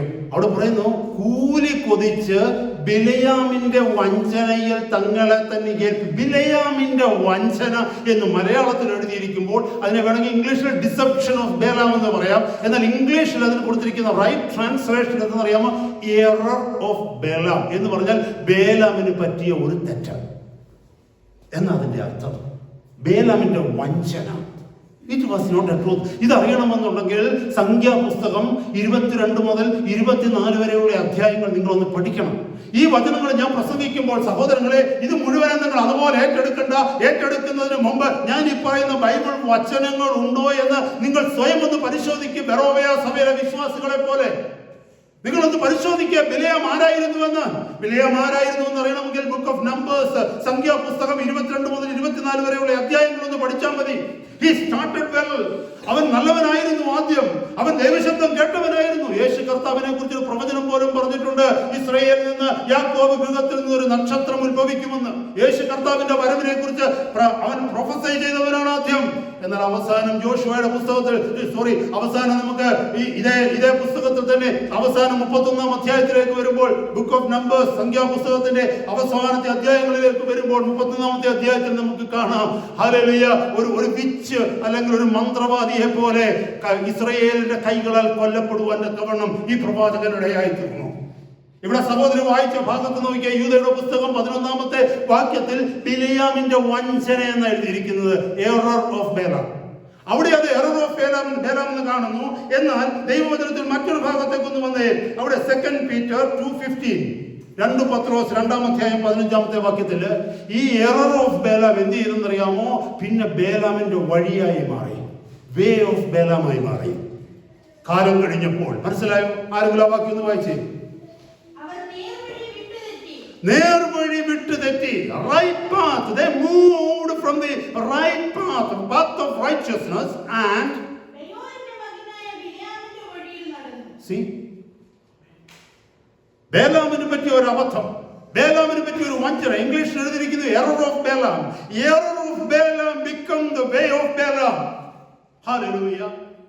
ബേലാമിനെ പറ്റിയ അബദ്ധം ഇന്ന് അനേകർക്ക് ഒരു വഴിയായി തീർന്നു. യാത്ര ചെയ്യുവാൻ തക്കവണ്ണം അല്ലെങ്കിൽ മാതൃകയായി തീർന്നു. നേർവഴി വിട്ട് ബിലയാമിന്റെ വഴിയിൽ അവർ നടന്നതിനെ കുറിച്ചാണ് ഇവിടെ പറയുന്നത്. ഹല്ലേലൂയ. അപ്പൊ ചിന്തിക്കണമേ, ഒരു കാലഘട്ടത്തിൽ ഒരുവൻ ഉണ്ടായ ഒരു തെറ്റ്, ഒരുവൻ കൊണ്ടുവന്ന ഒരു വഞ്ചന, ഒരു ഡിസെപ്ഷൻ, ഒരു എറർ പിൽക്കാലത്ത് ഒരു തലമുറ കഴിഞ്ഞപ്പോൾ, 2 തലമുറ കഴിഞ്ഞപ്പോൾ അത് ഒരു ജനത്തിന് പോകുവാനുള്ള അനുഗമിക്കുവാനുള്ള വഴിയായി മാറി. വെളിപ്പാട് പുസ്തകത്തിലേക്ക് വന്നപ്പോൾ എന്താ സംഭവിച്ചെന്നറിയാമോ? പെർഗമ സഭയോടുള്ള ദൂതിന്റെ സമയത്ത് 2-ാമത്തെ അധ്യായം, വെളിപ്പാട് പുസ്തകം 2-ാം അധ്യായത്തിന്റെ 14-ാമത്തെ വാക്യം ഒന്ന് വായിച്ചേ. It has become a doctrine.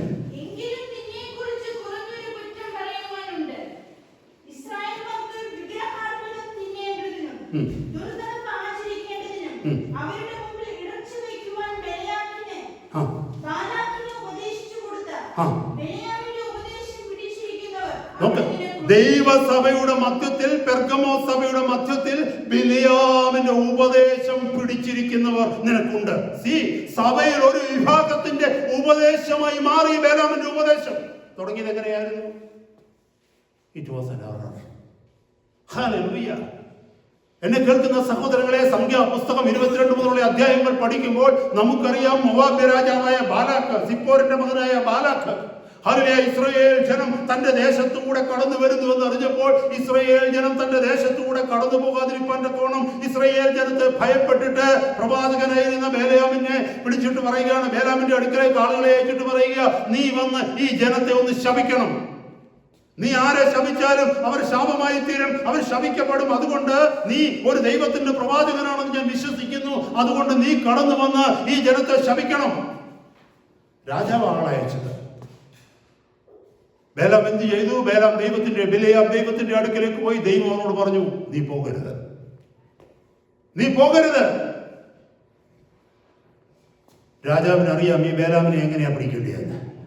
രാജാവ് കുറച്ചുകൂടെ പ്രൗഢിയും മഹത്വവുമുള്ള കുറെ കൂടെ ഉയർന്ന ഓഫീസേഴ്സിനെ, മന്ത്രിമാരെ, വലിയ ഒത്തിരി ആരവാരത്തോടുകൂടി, ഒത്തിരി എസ്കോർട്ടോടുകൂടി, അത് മാത്രമല്ല കൂടുതൽ ഓഫർ കൊടുക്കാമെന്ന് പറഞ്ഞ സമ്പത്തിനേക്കാൾ കുറച്ചുകൂടെ വലിയ സമ്മാനങ്ങളൊക്കെ കൊടുത്ത് ഒരു വലിയ ടീമിനെ വീണ്ടും അയച്ചു. ദൈവത്തിന്റെ ദാസനായിരുന്നവനോട് ഒരിക്കൽ ദൈവം സംസാരിച്ചു. ദൈവം ഒരിക്കലും വാക്കുമാറ്റുന്നവനല്ല. നീ പോകരുത് എന്ന് ദൈവം പറഞ്ഞാൽ അത് ദൈവത്തിന്റെ ഹിതമാണ്. പോകരുത്, ദൈവത്തിന്റെ ഇഷ്ടമാണ്, പോകരുത്. ഇങ്ങനെ രണ്ടാമതൊരു ഗ്രൂപ്പ് വന്നപ്പോൾ അവരോട് ബേലാം ആദ്യം പറഞ്ഞു, ദൈവം പറഞ്ഞതിനോട് പോകരുത്, പക്ഷെ എങ്കിലും നിങ്ങൾ വെയിറ്റ് ചെയ്യേ, ഞാൻ ഒന്നുകൂടെ പോയി ദൈവത്തോട് ചോദിക്കാം. എന്തുകൊണ്ടാണ് ദൈവം ഈ പ്രാവശ്യം നീ പോകാൻ പറഞ്ഞത്?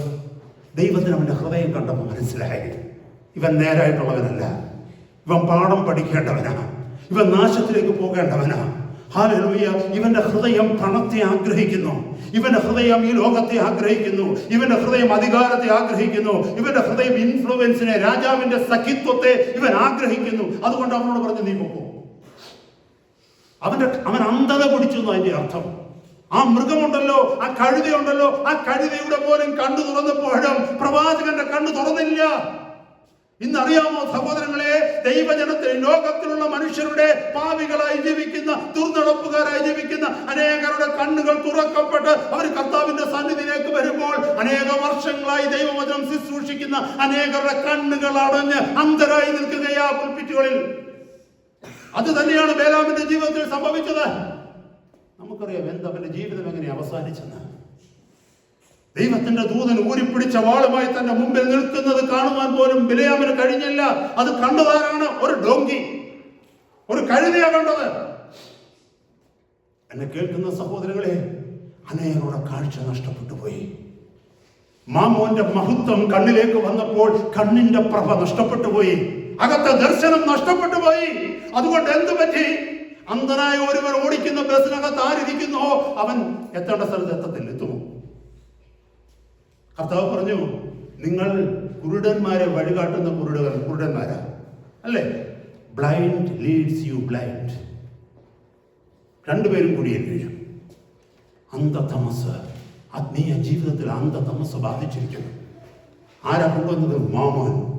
അവൻ സഭയെ നയിക്കുക, കൂട്ടത്തെ നയിക്കുക. ദൈവസഭയെ നയിക്കുന്നതെന്നല്ല ഞാൻ പറയുന്നത്, എൻ്റെ വാക്കുകൾ വളരെ ശ്രദ്ധയോടെ നിങ്ങൾ കേൾക്കണം. സഭയെ നയിക്കുന്നു. എല്ലാ നാട്ടിലെല്ലാം പുലയർ സഭയുണ്ട്, മറ്റേ സഭയുണ്ട്, മറിച്ച സഭയുണ്ട്, അതിൻ്റെ ഇടയ്ക്ക് സഭകളുമുണ്ട്. ഞാൻ ദൈവസഭ എന്നുള്ള വാക്കല്ല പറയുന്നത്. ദൈവസഭയെ അവൻ എടുക്കാൻ പറ്റില്ല. ദൈവസഭയെ ദൈവം പ്രൊട്ടക്ട് ചെയ്യുക. ദൈവസഭ എന്ന് പറയുന്നത് കണ്ണുനീരൊഴുക്കുന്ന ഒരു ജനത്തിന്റെ കൂട്ടമാണ്. ലോകത്തിന്റെ മുമ്പിൽ വില കൊടുത്ത് കർത്താവിനെ അനുഗമിക്കുന്ന ഒരു കൂട്ടമാണ് ദൈവത്തിന്റെ സഭ. ദൈവത്തിന്റെ സഭ യേശു ക്രിസ്തു കടന്നുപോയ ക്രൂശിന്റെ പാതയിലൂടെ നടക്കുന്നതാണ് ദൈവത്തിന്റെ സഭ. ഞാൻ ദൈവസഭയെ കുറിച്ചല്ല പറയുന്നത്. ദൈവത്തിന്റെ സഭയെന്ന് പേരെടുത്ത് ഈ ലോകത്തിൽ സഭകൾ എന്നറിയപ്പെടുന്ന കൂട്ടങ്ങളെ കുറിച്ചാണ് ഞാൻ പറയുന്നത്. ഹല്ലേലൂയ.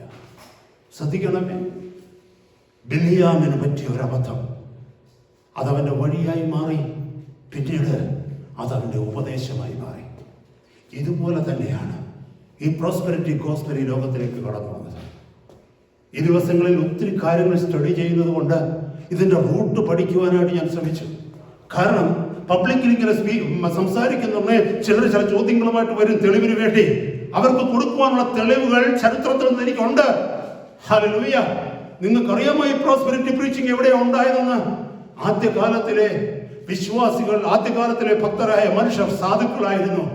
കർത്താവിലേക്ക് വന്നപ്പോൾ അവർക്കുള്ളതെല്ലാം അവർക്ക് നഷ്ടപ്പെട്ടു പോയി. അവർ കഷ്ടതയുടെ നടുവിലാണ് നടന്നത്. അവരുടെ മുമ്പിൽ കർത്താവും അപ്പോസ്തലന്മാരും ഒരുക്കിയ വഴികൾ മാത്രമേ ഉള്ളൂ. അവർ ലോകത്താൽ നിന്ദിക്കപ്പെട്ടവരാണ്, ലോകത്താൽ അവർ പരിഹസിക്കപ്പെട്ടവരാണ്. ലോകത്തിന്റെ വഴിയിലൂടെ അല്ല അവർ പോകുന്നത്.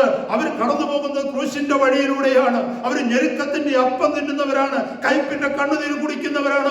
അവരുടെ ജീവിത മാർഗം അതായിരുന്നു. കാരണം അവർ പറയുന്നത്, ഈ ലോകം ഞങ്ങൾക്ക് ലോകമല്ല, ഈ ലോകം ഞങ്ങളുടെ ഭവനമല്ല, ഞങ്ങൾക്ക് വേണ്ടി ഒരു നിത്യഭവനമുണ്ട്. കണ്ണുനീരില്ലാത്ത, ദുഃഖമില്ലാത്ത, മരണമില്ലാത്ത, സമാധാനമുള്ള ഒരു ഭവനത്തിന് വേണ്ടി ഞങ്ങൾ കാത്തിരിക്കുന്നവരാണ്. ഞങ്ങൾ ഈ ലോകക്കാരല്ല. അങ്ങനെ പറഞ്ഞിരുന്ന ഒരു കാലഘട്ടം ഉണ്ടായിരുന്നു. എന്നാൽ അവിടേക്ക് വിദ്യാഭ്യാസമുള്ള ചില പ്രീച്ചേഴ്സ് കടന്നു വന്നു. ചില വർഷങ്ങൾക്ക് മുമ്പ് അമേരിക്കയിൽ തുടങ്ങി. ഞാൻ വ്യക്തി പേരുകളൊന്നും പറയുന്നില്ല. ഇതേപോലെ തന്നെ ഹല്ലേലൂയ. ഈ പ്രീച്ചേഴ്സിനെ പോലെ തന്നെ വേറൊരു അനുഭവം ഉണ്ടായിരുന്നു.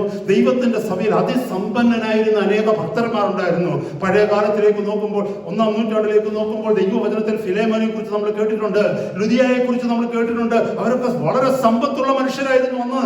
എന്നാൽ സമ്പത്ത് ഉണ്ടായിരുന്നത് കൊണ്ട് അവർ ഭക്തരല്ലാതായി തീർന്നില്ല. അവർ കർത്താവിന്റെ നാമത്തിന് വേണ്ടി എന്തും കൊടുക്കുവാൻ തയ്യാറായിരുന്നു.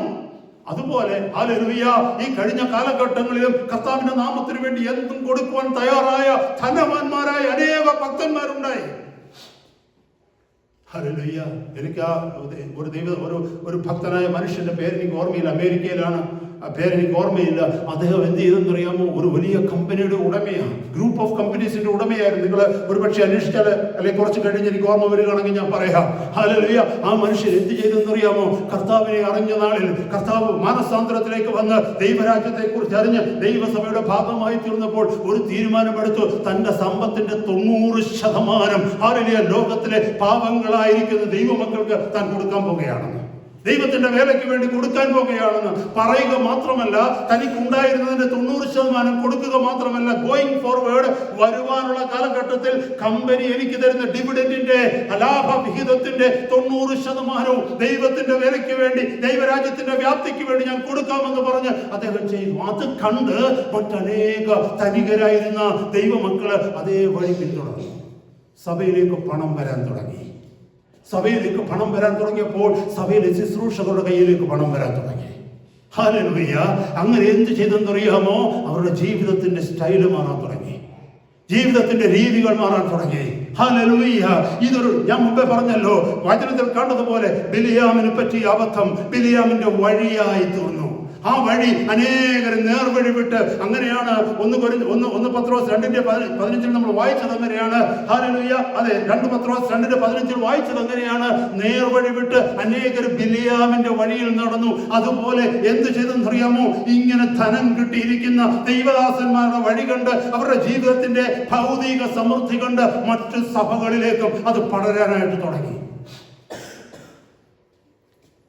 ഒരു പ്രീച്ചർ അല്ലെങ്കിൽ ഒരു ശുശ്രൂഷകൻ ധനികനായി മാറുമ്പോൾ ദൈവവചനത്തിൽ നിന്ന് എന്തെങ്കിലും ഭാഗങ്ങൾ കാണിക്കണ്ടായോ? അതിന് പുതിയ നിയമത്തിലേക്ക് നോക്കി, എങ്ങുമില്ല.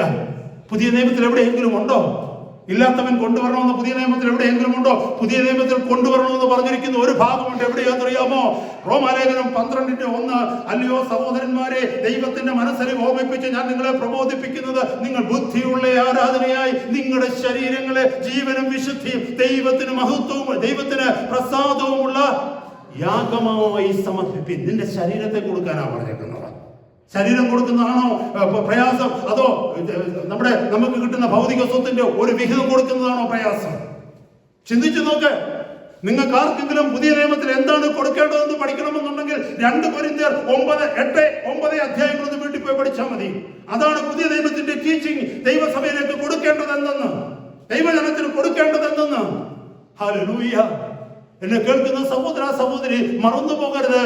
ഒരുവൻ ഒരിക്കൽ കാണിച്ച അബദ്ധം, സ്വന്തം താല്പര്യത്തിന് വേണ്ടി കാണിച്ച വഞ്ചന, അത് മറ്റു ചിലരുടെ വഴിയായി മാറി. ഇതാ 50-60 വർഷങ്ങൾ കഴിഞ്ഞപ്പോൾ ഇന്നതൊരു ഡോക്ടറിനായി, ഉപദേശമായി മാറി. ഞാൻ ഇങ്ങനെ കേട്ടു, എന്നോടൊരു സഹോദരൻ ഷെയർ ചെയ്ത കാര്യമാണ്. ഒരു വലിയ പ്രീച്ചർ വിസിറ്റിങ്ങിന് വന്നിട്ട് അദ്ദേഹം ബോംബെയിലെ തെരുവുകളിലൂടെ നടന്നു. അങ്ങനെ ബോംബെയിലെ സ്ലം ഏരിയയിലൂടെ പോയി ഒരു ദൈവദാസൻ, അവിടെയുള്ള ഒരു ദൈവദാസനോട് പറഞ്ഞ കാര്യമാണ്. ആ പ്രീച്ചർ സ്ലം ഏരിയകളിലൊക്കെ പോയിട്ട് ആളുകളെ പഠിപ്പിക്കുന്നതാണ്, നിങ്ങളുടെ ഈ അവസ്ഥയൊക്കെ ദൈവം മാറ്റും, നിങ്ങൾ കർത്താവിലേക്ക് ഒന്ന് വന്നാൽ മതി, ഇങ്ങനെ സ്ലമ്മിലൊന്നും കിടക്കേണ്ടി വരല്ല, നിങ്ങൾക്ക് വലിയ വലിയ നിലകളിൽ എത്തുവാനായിട്ട് കഴിയും. എന്നിട്ട് കയ്യിൽ കിടന്ന റാഡോ വാച്ചൊക്കെ കാണിച്ചിട്ട് പറഞ്ഞു, നോക്ക്, ഇത് കണ്ടാൽ നിങ്ങൾക്ക് മനസ്സിലാകത്തില്ലേ ദൈവം എന്നെ അനുഗ്രഹിച്ചുവെന്ന്. ഇടവും വലവും തിരിച്ചറിയാത്ത, ബൈബിൾ എന്തെന്നറിയാത്ത, യേശു ആരെന്നറിയാത്തവർ റാഡോ വാച്ച് നോക്കി അവരുടെ ഹൃദയത്തിലേക്ക് കടന്നു വന്ന ആഗ്രഹം എന്താ? യേശുവിനെ അറിഞ്ഞാൽ എനിക്ക് വലിയ വലിയ ഫ്ലാറ്റുകൾ കിട്ടും, വലിയ വലിയ ബിൽഡിങ്ങുകൾ കിട്ടും, വലിയ വലിയ കാറുകൾ കിട്ടും. ഒരിക്കലൊരു ദൈവദാസൻ പ്രസംഗിക്കുന്നത് ഞാൻ കേട്ടു. മറ്റൊരാൾ പ്രസംഗിക്കുന്നത്, എന്റെ ഡ്രൈവേയില് മെർസിഡസ് ബെൻസ് കിടക്കുമ്പോൾ വഴിയെ പോകുന്നവർ അത് നോക്കി മനസ്സിലാക്കും, ദൈവത്താൽ അനുഗ്രഹിക്കപ്പെട്ട ഒരു ദാസന്റെ ഭവനമാണിതെന്ന്. എന്തൊരു ഭോഷത്വം! പത്രോസിന്റെ ഭവനത്തിന്റെ മുമ്പിൽ ഈ കാഴ്ച കാണുമോ? പൗലോസിന്റെ ഭവനത്തിന്റെ മുമ്പിൽ ഈ കാഴ്ച കാണുമോ? നിങ്ങളൊന്ന് പറഞ്ഞ സഹോദരങ്ങളെ, ഈ പണം എവിടെ നിന്ന് വന്നു? ആരും കൊടുത്തു? ഇവരാരെങ്കിലും ഒരാള് ഈ പണം കൊണ്ടുവരുന്നവരോട് ചോദിക്കുമോ, നിന്റെ കുഞ്ഞിന്റെ കഴിഞ്ഞ മാസത്തെ ഫീസ് നീ അടച്ചു തന്നോ? ഈ പണം കൊണ്ടുവരുന്ന ഒരു വ്യക്തിയോട് ചോദിക്കുമോ, നിന്റെ മോർഗേജ് അടയ്ക്കുമോ നിനക്ക് കഴിഞ്ഞോ സഹോദര? നിന്റെ ഇലക്ട്രിസിറ്റി ബില്ല്, നിന്റെ കറണ്ട് ചാർജ് നീ അടച്ചോ? ഈ കഴിഞ്ഞ ആഴ്ചത്തെ റേഷൻ നിന്റെ വീട്ടിൽ വാങ്ങിച്ചോ? നിന്റെ കുഞ്ഞുങ്ങൾക്ക് വസ്ത്രം കൊടുത്തോ? ഇവരാരെങ്കിലും ഒരാള് സഭയിൽ ചോദിക്കുന്നത് നിങ്ങൾ ആരെങ്കിലും കേട്ടിട്ടുണ്ടോ? കർത്താവ് വാങ്ങുമോ? ഹല്ലേലൂയ.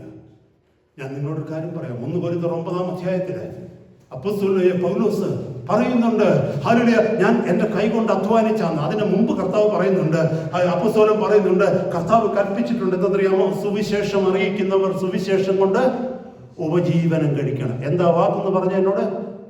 Live by it. ഉപജീവനം കഴിക്കണമെന്നാ. എന്ന് പറഞ്ഞ ആഹാരത്തിന് ആഹാരം, വാടക കൊടുക്കണമെങ്കിൽ വാടക കൊടുക്കണം, അല്ലെങ്കിൽ കുഞ്ഞുങ്ങളെ പഠിപ്പിക്കണമെങ്കിൽ അതിനാ പറയുന്നത് ഉപജീവനം. ഈ പറയുന്നതിനെ കൊണ്ട് ബില്യണയർ ആകണമെന്നല്ല. കർത്താവ് ഇത് പഠിപ്പിച്ചിട്ടില്ല. അത് ബിലയാമിന്റെ ഉപദേശമാണ്. ഹല്ലേലൂയ. എന്നെ കേൾക്കുന്ന സഹോദരങ്ങളെ, ഇത് എന്തിനാണ് ഞാനിത് പ്രസംഗിക്കുന്നത്? ഒരിക്കൽ എന്നോട്, ഇപ്പോഴല്ല, കുറച്ച് നാളുകൾക്ക് മുമ്പ് ഒരു ദൈവദാസൻ, ഞാൻ നാട്ടിൽ ഇന്ത്യയിൽ കടന്നു ചെന്ന് നോർത്ത് ഇന്ത്യയില് മിഷൻ വർക്കിന് പോയി അവിടെ ഓരോ കാര്യങ്ങൾ ടീച്ച് ചെയ്തപ്പോൾ ഒരാൾ എന്നോട് രഹസ്യമായി ചോദിച്ചു, പെന്തിക്കോസ്റ്റ് ടീച്ചിങ് ആണോ ഇതൊക്കെ? എന്നോട് ചോദിച്ചു. ഞാൻ പെന്തിക്കോസ്റ്റുകാരനാണോ? ഞാനൊരു പാസ്റ്ററാണോ? ഞാൻ പറഞ്ഞു, അതെ, ഞാൻ ഒന്നാന്തരം ഒരു പെന്തിക്കോസ്റ്റുകാരനാണ്. ഞാൻ ഒന്നാന്തരം ഒരു പെന്തിക്കോസ്റ്റൽ പാസ്റ്ററാണ് ഞാൻ. അപ്പൊ അദ്ദേഹം എന്നോട് പറഞ്ഞു, പെന്തിക്കോസ്ത് കൂടത്തിലൊന്നും ഇങ്ങനത്തെ ടീച്ചിങ് കേൾക്കാറില്ലല്ലോ. ഞാൻ പറഞ്ഞു, അതുകൊണ്ടാണ് ഞാനിത് ടീച്ച് ചെയ്തത്. യഥാർത്ഥ പെന്തിക്കോസ്റ്റ് എന്താണെന്ന്, യഥാർത്ഥ പെന്തിക്കോസ്റ്റ് അനുഭവം എന്താണെന്ന്. ഹല്ലേലൂയ. കർത്താവിനോട് കൂടെ ദൈവത്തിന്റെ സാന്നിധ്യത്തിൽ ജീവിക്കുന്നതാണ് പെന്തിക്കോസ്റ്റ് അനുഭവം. ലോകത്തിന്റെ മുമ്പിൽ ധൈര്യത്തോടെ നിന്ന് നിന്റേതൊന്നും എന്നിലില്ലെന്ന് പറയുന്നതാണ് പെന്തിക്കോസ്റ്റ് അനുഭവം. ഈ ലോകത്തിൽ ആർക്കും ജീവിക്കുവാൻ കഴിയാത്ത രീതിയിൽ ദൈവശക്തിയാൽ, ദൈവകൃപയാൽ, പരിശുദ്ധാത്മാവിന്റെ അഭിഷേകത്തിൽ ലോകത്തിന്റെ മുമ്പിൽ ജീവിച്ച് മാതൃക കാണിക്കുന്നതാണ് പെന്തിക്കോസ്റ്റ് അനുഭവം. എന്നാൽ ലോകക്കാരെ പോലെ പണക്കാരനായി, ലോകക്കാരന് ഞാൻ തമ്മിൽ ഒരു വ്യത്യാസവുമില്ലാതെ, ലോകക്കാരന് എന്തിനു ജീവിക്കുന്നു അതിനുവേണ്ടി ഞാൻ ജീവിക്കുന്നു, ലോകക്കാരൻ നടക്കുന്ന വഴിയിൽ ഞാൻ നടക്കുന്നു, ലോകക്കാരൻ ആസ്വദിക്കുന്നതെല്ലാം ഞാൻ ആസ്വദിക്കുന്നു, ലോകക്കാരന്റെ വീട് പോലെ എന്റെ വീടാകുന്നു, ലോകക്കാരന്റെ വണ്ടി പോലെ എന്റെ വണ്ടിയാകുന്നു. ഇതൊക്കെ കഴിഞ്ഞിട്ട് ഞാൻ യേശുവിന്റെ ദാസനാണെന്ന് പറയുന്നതിനകത്ത് എന്തർത്ഥം? യേശുവിന്റെ ദാസനാണെന്ന് പറഞ്ഞാൽ ബുദ്ധിയുള്ളവൻ യേശുവിനെ നോക്കും.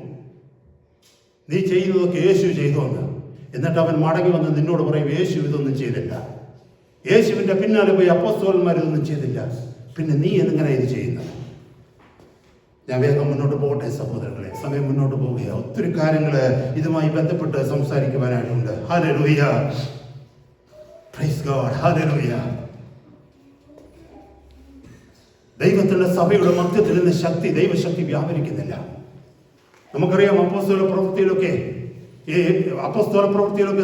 ദൈവസഭകളുടെ മധ്യത്തിൽ നടന്നിരുന്നത്, പാപം വെളിപ്പെടുന്നത്, പാപം ശിക്ഷിക്കപ്പെടുന്നത്, എത്ര ഭയത്തോടും വിറയലോടും കൂടെ ദൈവജനം ഒരുമിച്ച് കൂടുന്നത്, അതിനെ തങ്ങൾക്കുള്ളതൊക്കെ പൊതുവെന്ന് എണ്ണുന്നത്, അങ്ങോട്ടും ഇങ്ങോട്ടും അവർ സ്നേഹത്തോടെ കഴിയുന്നത്, ദൈവമഹത്വം വെളിപ്പെടുന്നത്, ദൈവശക്തി വ്യാപരിക്കുന്നത്, അവരെ കണ്ട് പിശാച് ഓടി മാറുന്നത്, ഇതൊന്നും എന്തുകൊണ്ട് ഇന്നത്തെ സഭകളിൽ നടക്കുന്നില്ല? അതിന് കാരണമുണ്ട്. അതിന്റെ ഒരു കാരണത്തെക്കുറിച്ച് ചിന്തിച്ചപ്പോൾ എന്റെ ഹൃദയത്തിലേക്ക് കടന്നു വന്നൊരു ചിന്തയായിരുന്നു പ്രഭാതത്തിൽ. ആഖാന്റെ പാപം. ആഖാനെ കുറിച്ച് നിങ്ങൾക്ക് അറിയാമോ? ഹല്ലേലൂയ. ആഖാനെ കുറിച്ച് ജോഷുവയുടെ പുസ്തകം 7-ാം അധ്യായത്തിൽ നമുക്ക് മനസ്സിലാക്കാൻ പറ്റും.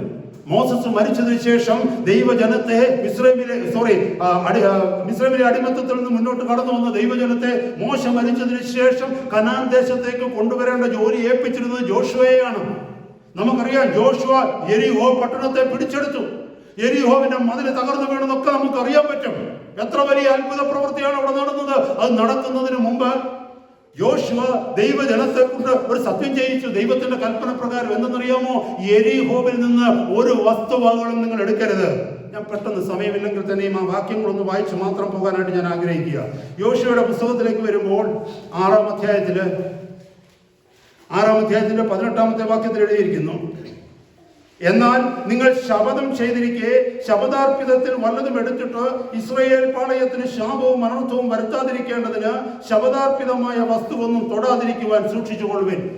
യോശുവ ദൈവജനത്തോട് പറയുകയാണ്, പഴയ നിയമജനം എന്ന് പറഞ്ഞാൽ പുതിയ നിയമസഭയും പഴയ നിയമസഭയും അത് രണ്ട് വശമായി നാം ചിന്തിക്കേണ്ടത്.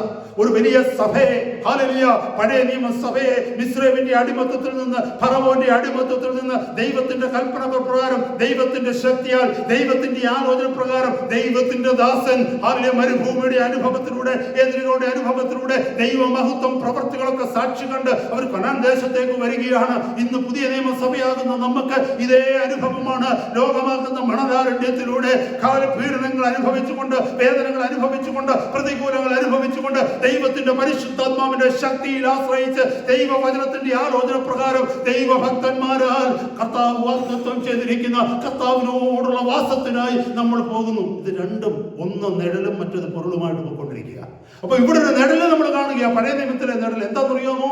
യെരിഹോ കോട്ട പിടിച്ചിടും. യെരിഹോ കോട്ട പിടിക്കുന്നതിന് മുമ്പ് യെരിഹോവിനെ കുറിച്ച് ദൈവത്തിന്റെ ദാസനായ യോശുവ ദൈവത്തിന്റെ ആലോചന പ്രകാരം ജനത്തിന് മുന്നറിയിപ്പ് കൊടുക്കുകയാണ്. ഇവിടെ നിന്ന് എടുക്കുന്നതൊന്നും, ഇവിടെ ഉള്ളതൊക്കെയും വെള്ളിയും പൊന്നും ഇതിലെ സമ്പത്തുകളൊക്കെയും യഹോവയ്ക്ക് വിശുദ്ധമായിരിക്കണം, യഹോവയുടെ ഭണ്ഡാരത്തിലേക്ക് എടുക്കണം. അതാണ് അടുത്ത വാക്യത്തിൽ പറയുന്നത്. അതുകൊണ്ട് നിങ്ങൾ ആരും ഇതിലൊന്നും എടുക്കരുത്, അത് ശപഥാർപ്പിതമാണ്, അത് ശാപത്തിന് ഹേതുവാകും, പാളയത്തിനകത്ത് ഉപദ്രവം ഉണ്ടാകും. എഴുതിയിരിക്കുന്ന വചനം ഒന്നുകൂടെ ഞാൻ പെട്ടെന്ന് വായിച്ചു പോട്ടെ. എന്നാൽ നിങ്ങൾ ശപഥം ചെയ്തിരിക്കെ ശപഥാർപ്പിതത്തിൽ വല്ലതും എടുത്തിട്ട് ഇസ്രായേൽ പാളയത്തിന് ശാപവും അനർത്ഥവും വരുത്താതിരിക്കേണ്ടതിന് ശപഥാർപ്പിതമായ വസ്തുവൊന്നും തൊടാതിരിക്കുവാൻ സൂക്ഷിച്ചുകൊള്ളുവിൻ. വെള്ളിയും പൊന്നുമൊക്കെയും ചെമ്പും ഇരുമ്പും കൊണ്ടുള്ള പാത്രങ്ങളും യഹോവയ്ക്ക് വിശുദ്ധം, അവ യഹോവയുടെ ഭണ്ഡാരത്തിൽ ചേരാൻ. ഇത് കൊടുത്ത കൽപ്പനയാണ്. പക്ഷെ എന്ത് ചെയ്തെന്നറിയാമോ? ഈ പാളയത്തിൽ ഒരുത്തനുണ്ടായിരുന്നു, ആഖാൻ. അവൻ എന്ത് ചെയ്തെന്നറിയാമോ? അവൻ ഇതൊന്നും ഒരു വിഷയമല്ല ദൈവാലോചനയൊന്നും. അവനെടുത്ത് ചേർന്ന് മാറ്റിവെച്ചു തൻ്റെ താല്പര്യത്തിന് വേണ്ടി, ആരും കാണാതെ. ഒരുപക്ഷെ ഭാര്യ കണ്ടിട്ടുണ്ടാകാം, അറിഞ്ഞിട്ടുണ്ടാകാം, മക്കൾ അറിഞ്ഞിട്ടുണ്ടാകാം. അതെങ്ങനെ എനിക്ക് മനസ്സിലായെന്ന് ചോദിച്ചാൽ, ഭാര്യയുടെയും മക്കളെ അറിവാണെന്ന് പറഞ്ഞാൽ കാരണം എന്താണെന്ന് ചോദിച്ചു കഴിഞ്ഞാൽ, മരിക്കുന്ന സമയത്ത് ഇവരെ എല്ലാവരും കൂടെ ചേർത്ത കർത്താവ് പോകുന്നത്. അപ്പോൾ അതിൽ നിന്ന് എനിക്ക് ചിന്തിക്കാൻ കഴിഞ്ഞത് അവരുടെ കയ്യും ഇതിനകത്തുണ്ടായിരുന്നു, അവരും പോലും ഇയാളെ വിലക്കിയില്ലെന്നുള്ളതാണ്. ഇവിടെ നിങ്ങൾ നോക്കിക്കേ, തൊട്ടടുത്ത് യെരിഹോവിന്റെ ജയം കഴിഞ്ഞു. അടുത്ത സ്ഥലമാണ് ഹായി പട്ടണം. ഹായി പട്ടണം എന്ന് പറയുന്നത് ഒരു ചെറിയ പട്ടണമാണ്. അവിടെ വലിയ ജനമൊന്നുമില്ല. അവിടെയൊക്കെ ഇത്ര വലിയൊരു ജനം പോകട്ടെ, ഇതൊന്നും അറിയത്തില്ല യോശുവ ഇങ്ങനെയൊക്കെ നടന്നു എന്നുള്ളത്. ഇങ്ങനെ ഓരോരുത്തർ ഒളിപ്പിച്ചു വെച്ചു. ദൈവത്തിന്റെ ശാപം ഇപ്പോൾ ജനത്തിന്റെ മേൽ വന്നുവെന്ന്, കൽപ്പന ലംഘിച്ചുവെന്ന് യോശുവ അറിയുന്നില്ല. ശ്രദ്ധിച്ചു കേൾക്കണമേ. യോശുവ അടുത്ത യുദ്ധത്തിന് വേണ്ടി കൊപ്പ് കൂട്ടുകയാണ്. അടുത്തത് ഹായി പട്ടണമാണ്. ഒരു യെരിഹോവിനെ അപേക്ഷിച്ച് നോക്കുമ്പോൾ ഒരു ചെറിയ പട്ടണം മാത്രമാണ്. അവിടെ എഴുതിയിരിക്കുന്ന വാക്യം നോക്കിയേ. 7-ാം അധ്യായത്തിന്റെ 3-ാമത്തെ വാക്യത്തിൽ മൂപ്പന്മാരും പ്രമാണികളും എന്ന് യോശുവയോട് പറയുകയാണ്. യോശുവയുടെ അടുക്കൽ മടങ്ങുമെന്ന് അവനോട് ജനമെല്ലാം പോകണമെന്നല്ല. എന്തിനാ? ഹായിയെ ജയിക്കുവാൻ പോകണം, ഹായി പട്ടണത്തെ പിടിക്കുവാൻ. ജനമെല്ലാം പോകണമെന്നില്ല. ഹായിയെ ജയിച്ചടക്കുവാൻ 2000-ഓ 3000-ഓ പോയാൽ മതി.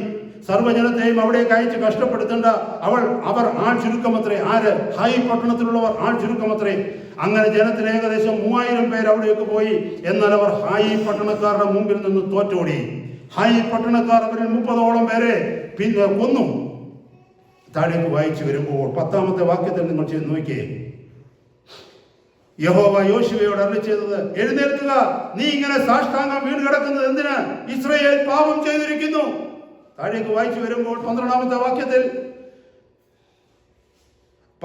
വാക്യത്തിൽ ഞാൻ അവരോട് കൽപ്പിച്ചിട്ടുള്ള എന്റെ നിയമം അവർ ലംഘിച്ചിരിക്കുന്നു. അവർ ശപഥാർപ്പിതം എടുത്തിരിക്കുന്നു. അവർ മോഷ്ടിച്ചും മറവ് ചെയ്ത് തങ്ങളുടെ സാമാനങ്ങൾക്കിടയിൽ വെച്ചിരിക്കുന്നു. ഇസ്രായേൽ മക്കൾ ശാപഗ്രസ്തരായി തീർന്നത് കൊണ്ട് ശത്രുക്കളുടെ മുമ്പിൽ നിൽക്കുവാൻ കഴിയാതെ ശത്രുക്കൾക്ക് പുറം കാട്ടേണ്ടതിന് ശാപം നിങ്ങളുടെ ഇടയിൽ നീക്കാതിരുന്നാൽ ഞാൻ നിങ്ങളോട് കൂടെ ഇരിക്കുകയില്ല. ഇന്ന് അനേക സഭകൾക്ക് പറ്റിയിരിക്കുന്നതാണ്. ഹല്ലേലൂയ. ദൈവത്തോട് ഉടമ്പടി ചെയ്തിട്ട് ലംഘിച്ചവർ, അത് പ്രീച്ചേഴ്സ് മുതൽ ലീഡേഴ്സ് മുതൽ അങ്ങ് അറ്റുതിരിക്കുന്ന വിശ്വാസികൾ വരെ ദൈവസന്നിധിയിൽ കപടം കാണിച്ച് ദൈവത്തിന്റെ പ്രമാണങ്ങളെ ലംഘിച്ച് ലോകത്തോട് കൈ കൊടുത്ത് അറിഞ്ഞുകൊണ്ടും അറിയാതെയും രഹസ്യത്തിലും പരസ്യത്തിലും പാപം ചെയ്ത് അവരെല്ലാവരും ഈ സഭയിൽ വന്നിരിക്കുന്നിടത്തോളം കാലം സഭ ശാപത്തിന്റെ കീഴിലാണ്, ജനം ശാപത്തിന്റെ കീഴിലാണ്. ദൈവം പറയുന്നു, ഞാൻ നിങ്ങളുടെ ഇടയിൽ ഉണ്ടാകുകയില്ല ഈ ശാപം നിങ്ങളുടെ മധ്യത്തിൽ നിന്ന് മാറ്റാതെ. എങ്ങനെ അത്ഭുതങ്ങൾ നടക്കും? എങ്ങനെ അതിശയങ്ങൾ നടക്കും? സഭയുടെ മധ്യത്തിൽ എങ്ങനെ വിടുതൽ നടക്കും?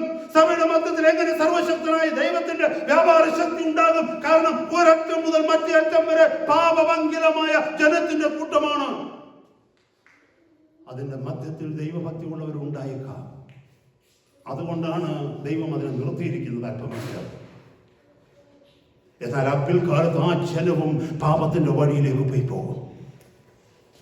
ദൈവസഭയുടെ ചരിത്രം പഠിപ്പിക്കുന്നത് അങ്ങനെയാണ്.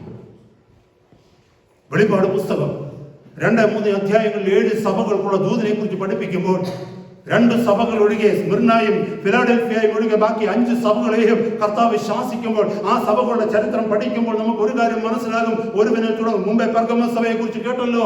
ഒരു കുറച്ചു പേര് പാപം ചെയ്തു തുടങ്ങുമ്പോൾ ആ പാപം മറ്റുള്ളവരിലേക്ക് വ്യാപരിക്കും. ആ പാപത്തിന്റെ അനുഭവം മറ്റുള്ളവരും അനുഭവിക്കേണ്ടതായി വരും. ഇവിടെ ഈ ഇസ്രായേൽ പാളയത്തിൽ ജനം അനുഭവിച്ചതുപോലെ നമുക്കറിയാം. പിന്നീട് ഇങ്ങോട്ട് വരുമ്പോഴേ ചീട്ടിട്ടിട്ട് അവർ കണ്ടുപിടിക്കുക ദൈവത്തിന്റെ സഹായത്താല് ഏത് ഗോത്രക്കാരനാണ്, ഏത് കുടുംബക്കാരനാണ്, കുടുംബത്തിൽ ആരാണ് പാപം ചെയ്തത്. അവസാനം ആഖാനെ പിടിക്കുന്നുണ്ട്. ആഖാനോട് ചോദിക്കുന്നുണ്ട്, നീ എന്താ ചെയ്തത്? അപ്പൊ ആഖാൻ പറയുന്നുണ്ട്, 21-ാമത്തെ വാക്യത്തിൽ പറയുന്നു, ഞാൻ കൊള്ളയുടെ കൂട്ടത്തിൽ വിശേഷമായ ഒരു ബാബിലോണിന്റെ മേലങ്കിയും 200 ശേക്കൽ വെള്ളിയും 50 ശേക്കൽ തൂക്കമുള്ള ഒരു പൊൻകട്ടിയും കണ്ട് മോഹിച്ചെടുത്ത് അവ എന്റെ കൂടാരത്തിന്റെ നടുവിൽ നിലത്ത് കുഴിച്ചിട്ടിരിക്കുന്നു എന്ന് പറഞ്ഞു. സഹോദരങ്ങളെ, ദൈവസഭയുടെ മധ്യത്തിൽ ഒരുവൻ പാപം ചെയ്യുമ്പോൾ അനുഭവിക്കുന്നത് ദൈവസഭ മുഴുവനുമാണ്. ഹല്ലേലൂയ. അതുകൊണ്ടാണ് ശക്തമായ ദൈവത്തിന്റെ തിരുവചനം ദൈവസഭയുടെ മധ്യത്തിൽ എപ്പോഴും കേട്ടുകൊണ്ടിരിക്കേണ്ടത്. ദൈവഭയം ദൈവജനത്തിന്റെ മധ്യത്തിൽ എപ്പോഴും ഉണ്ടാകണം. അത്യുന്നതനായ ദൈവത്തിന്റെ സാന്നിധ്യം, ദൈവശക്തി, ദൈവകൃപ സഭയുടെ മധ്യത്തിൽ വ്യാപരിക്കണമെങ്കിൽ ദൈവജനം വിശുദ്ധിയോടും വേർപാടോടും കൂടെ കർത്താവിന്റെ സന്നിധിയിൽ ഇരിക്കുന്നവരായിരിക്കണം. ജീവിതത്തിൽ പാപം കടന്നു വരുമ്പോൾ, പാപത്തിൽ വീട് പോകുമ്പോൾ അതോർത്ത് മാനസാന്തരപ്പെട്ട് കർത്താവിന്റെ രക്തത്തിൽ കഴുകൽ പ്രാപിച്ച് പ്രാർത്ഥനയോടും ഉപവാസത്തോടും ദൈവസന്നിധിയിലേക്ക് കടന്നു വരുന്ന ഒരു ജനത്തിന്റെ മധ്യത്തിലാണ് ദൈവം വസിക്കുന്നത്. അവരുടെ മധ്യത്തിലാണ് വിടുതലുകൾ സംഭവിക്കുന്നത്. അവരുടെ മധ്യത്തിലാണ് പാപികൾ കടന്നു വന്നാൽ മാനസാന്തരം സംഭവിക്കുന്നത്. ഞാൻ വേഗം മുന്നോട്ട് പോകട്ടെ. താഴേക്ക് വായിച്ചു വരുമ്പോൾ 24, എനിക്ക് സമയമുള്ളത് വായിക്കാൻ, 24-25 വാക്യങ്ങളിലേക്ക് നോക്കിക്കഴിയുമ്പോൾ നിങ്ങൾക്ക് മനസ്സിലാകും. ആഖാന്റെ വീട്ടിലെ മൃഗങ്ങൾ പോലും ഏറുകൊണ്ട് മരിച്ചു. അവരെ കത്തിച്ചു കളഞ്ഞെന്നാ താഴെ കല്ലെറിഞ്ഞു, അവരെ തീരൊടി ചുട്ടുകളയുകയും ചെയ്തു. ഹാലലി, ഒരുത്തൻ ചെയ്ത പാപം കൊണ്ട് ഹാലലി അവിടെയുള്ള കുഞ്ഞുങ്ങളെ, പുത്രന്മാരും പുത്രിമാരും മൃഗങ്ങൾ പോലും കൊല്ലപ്പെട്ടു. മറന്നുപോയത് കോരഹിന്റെയും അബീരാമിന്റെയും ഒക്കെ ജീവിതത്തെ കുറിച്ച് അറിയാമല്ലോ നമുക്ക്. 16-ാം അധ്യായത്തിൽ, സംഖ്യാപുസ്തകം 16-ാം അധ്യായത്തിൽ അവിടെയും മരിക്കുന്നത് കുടുംബം മുഴുവനുമോ. എന്നെ കേൾക്കുന്ന സഹോദര സഹോദരി, ദൈവത്തിന്റെ സഭ ഈ നാളുകളിൽ സത്വചനം കേൾക്കേണ്ടിയിരിക്കുന്നു. ഞാൻ വേഗം മുന്നോട്ട് പോകട്ടെ. ഹല്ലേലൂയ, സ്തോത്രം. എന്തുകൊണ്ട് അഭിഷക്തന്മാർ സഭയിൽ എഴുന്നേൽക്കാത്തതെന്നറിയാമോ? എന്തുകൊണ്ടാണ് അഭിഷക്തന്മാർ ഈ നാളുകളിൽ എഴുന്നേൽക്കാത്തത്? കഴിഞ്ഞ നാളുകളിൽ, കഴിഞ്ഞ നൂറ്റാണ്ടുകളിൽ ലോകത്തിന്റെ വിവിധ ഭാഗങ്ങളിൽ ലോകത്തോട് കോംപ്രമൈസ് ചെയ്യാതെ ദൈവത്തോടു കൂടെ വ്യക്തിപരമായി നടന്ന് ദൈവ സാന്നിധ്യം അനുഭവിച്ച് ദൈവശബ്ദം കേട്ട് ദൈവത്തോട് സംസാരിച്ച് ജീവിച്ചിരുന്ന ഭക്തന്മാരെ കുറിച്ചുള്ള ചരിത്രങ്ങൾ നമ്മൾ പഠിക്കുന്നുണ്ട്. അവർ എഴുതി തന്നിരിക്കുന്ന എഴുത്തുകൾ നമ്മൾ വായിക്കുന്നുണ്ട്. എന്തുകൊണ്ട് ഇന്ന് അങ്ങനെയുള്ളവരില്ലെന്നല്ല പറയുന്നത്, ലോകത്തിന്റെ പല ഭാഗങ്ങളിലുമുണ്ട്. എന്നാൽ അവരുടെ എണ്ണം കുറഞ്ഞു പോകുന്നത് എന്തുകൊണ്ട്? ഇന്ന് നമ്മൾ അറിയുന്ന സഭകളിൽ അങ്ങനെയുള്ളവർ എഴുന്നേൽക്കാത്തത് എന്തുകൊണ്ട്? അതിനും തെളിവുണ്ട് ദൈവവചനത്തിൽ. ഞാനൊരു തെളിവ് കണ്ടുപിടിച്ചു. എവിടെയാണെന്നറിയാമോ? 2 രാജാക്കന്മാരുടെ പുസ്തകം 5-ാം അധ്യായത്തിൽ ഗേഹസിയെ കുറിച്ച് നമ്മൾ കേട്ടിരിക്കുന്നത് ഏലിയാവും എലീഷായുമാണ്. ഏലിയാവിന്റെ അഭിഷേകത്തിന്റെ ഇരട്ടി പങ്ക് ആർക്ക് കിട്ടി? എലീഷായിക്ക് കിട്ടി. അതുപോലെ ഇരട്ടി പങ്ക് കിട്ടേണ്ടവനായിരുന്നു ഗേഹസി. അതിനുവേണ്ടിയാ ഗേഹസിയെ ദൈവം എലീഷായോട് ചേർത്തത്. എന്തിന് എലീഷായെ ഏലിയാവിനോട് ചേർത്തോ അതേ ഉദ്ദേശത്തിന് വേണ്ടിയാണ് സർവശക്തനായ ദൈവം ഗേഹസിയെ എലീഷായുടെ ബാല്യക്കാരനായി ചേർത്തത്. പക്ഷെ നമുക്കറിയാം, 5-ാം അധ്യായം പഠിക്കുമ്പോൾ 2 രാജാക്കന്മാർ 5-ാമത്തെ, എനിക്ക് സമയമില്ല പറഞ്ഞു തരാൻ, ഇതിനെ കുറിച്ച് എക്സ്പ്ലെയിൻ ചെയ്യാൻ. നമുക്കറിയാം ഗേഹസിക്ക് പറ്റിയ കുഴപ്പം. സിറിയക്കാരനായ അരാംകാരനായ നയമാൻ അവിടെ കടന്നു വരുന്നുണ്ട്. നയമാൻ കടന്നു വന്നിട്ട് കടന്നു വന്ന ചരിത്രമൊക്കെ നമുക്ക് അറിയാൻ പറ്റും. ഒരു ഇസ്രായേൽക്കാരി പെൺകുട്ടി നയമാന്റെ വീട്ടിലുണ്ടായിരുന്ന ബാല്യക്കാരിയായി. നയമാൻ കുഷ്ഠരോഗിയായിരുന്നു, ധനം ഉണ്ടായിരുന്നവൻ, വലിയ പ്രൗഢി ഉണ്ടായിരുന്നവൻ, രാജാവ് കഴിഞ്ഞാൽ 2ാമനായി സിറിയയിൽ അറാം രാജാവിന്റെ സെക്കൻഡ് ഇൻ ലൈൻ ആയിരുന്നവൻ, അല്ലെങ്കിൽ സൈന്യാധിപനായിരുന്ന വ്യക്തി കുഷ്ഠരോഗിയായിരുന്നു. അവന്റെ കുഷ്ഠം മാറ്റുവാൻ വീട്ടിലുള്ള ഇസ്രായേൽ പെൺകുട്ടി പറഞ്ഞു, ഇസ്രായേലിലേക്ക് കടന്നുപോയാൽ അവിടെ എലീഷ എന്ന് പറയുന്ന ഒരു ദൈവദാസനുണ്ട്, അവിടേക്ക് നീ കടന്നു ചെന്നാൽ ആ ദൈവദാസൻ പ്രാർത്ഥിച്ചാൽ നിന്റെ കുഷ്ഠം മാറും. പക്ഷെ നിങ്ങൾക്കറിയാമോ, 5-ാം അധ്യായം നമ്മൾ പഠിക്കേണ്ടതാ. ഒരു ദൈവത്തിന്റെ ദാസനെ അവിടെ നമുക്ക് കാണാൻ പറ്റും. എലീഷയെ, ഇത്ര വലിയ പ്രൗഢിയുള്ളവൻ, പേരുള്ളവൻ, പെരുമയുള്ളവൻ, അധികാരമുള്ളവൻ എലീഷയുടെ വീട്ടുപടിക്ക് വന്നപ്പോൾ അവനെ കാണാൻ പോലും എലീഷ ഇറങ്ങി വന്നില്ല.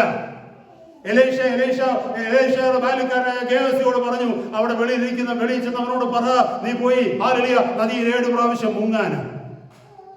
ഹല്ലേലൂയ.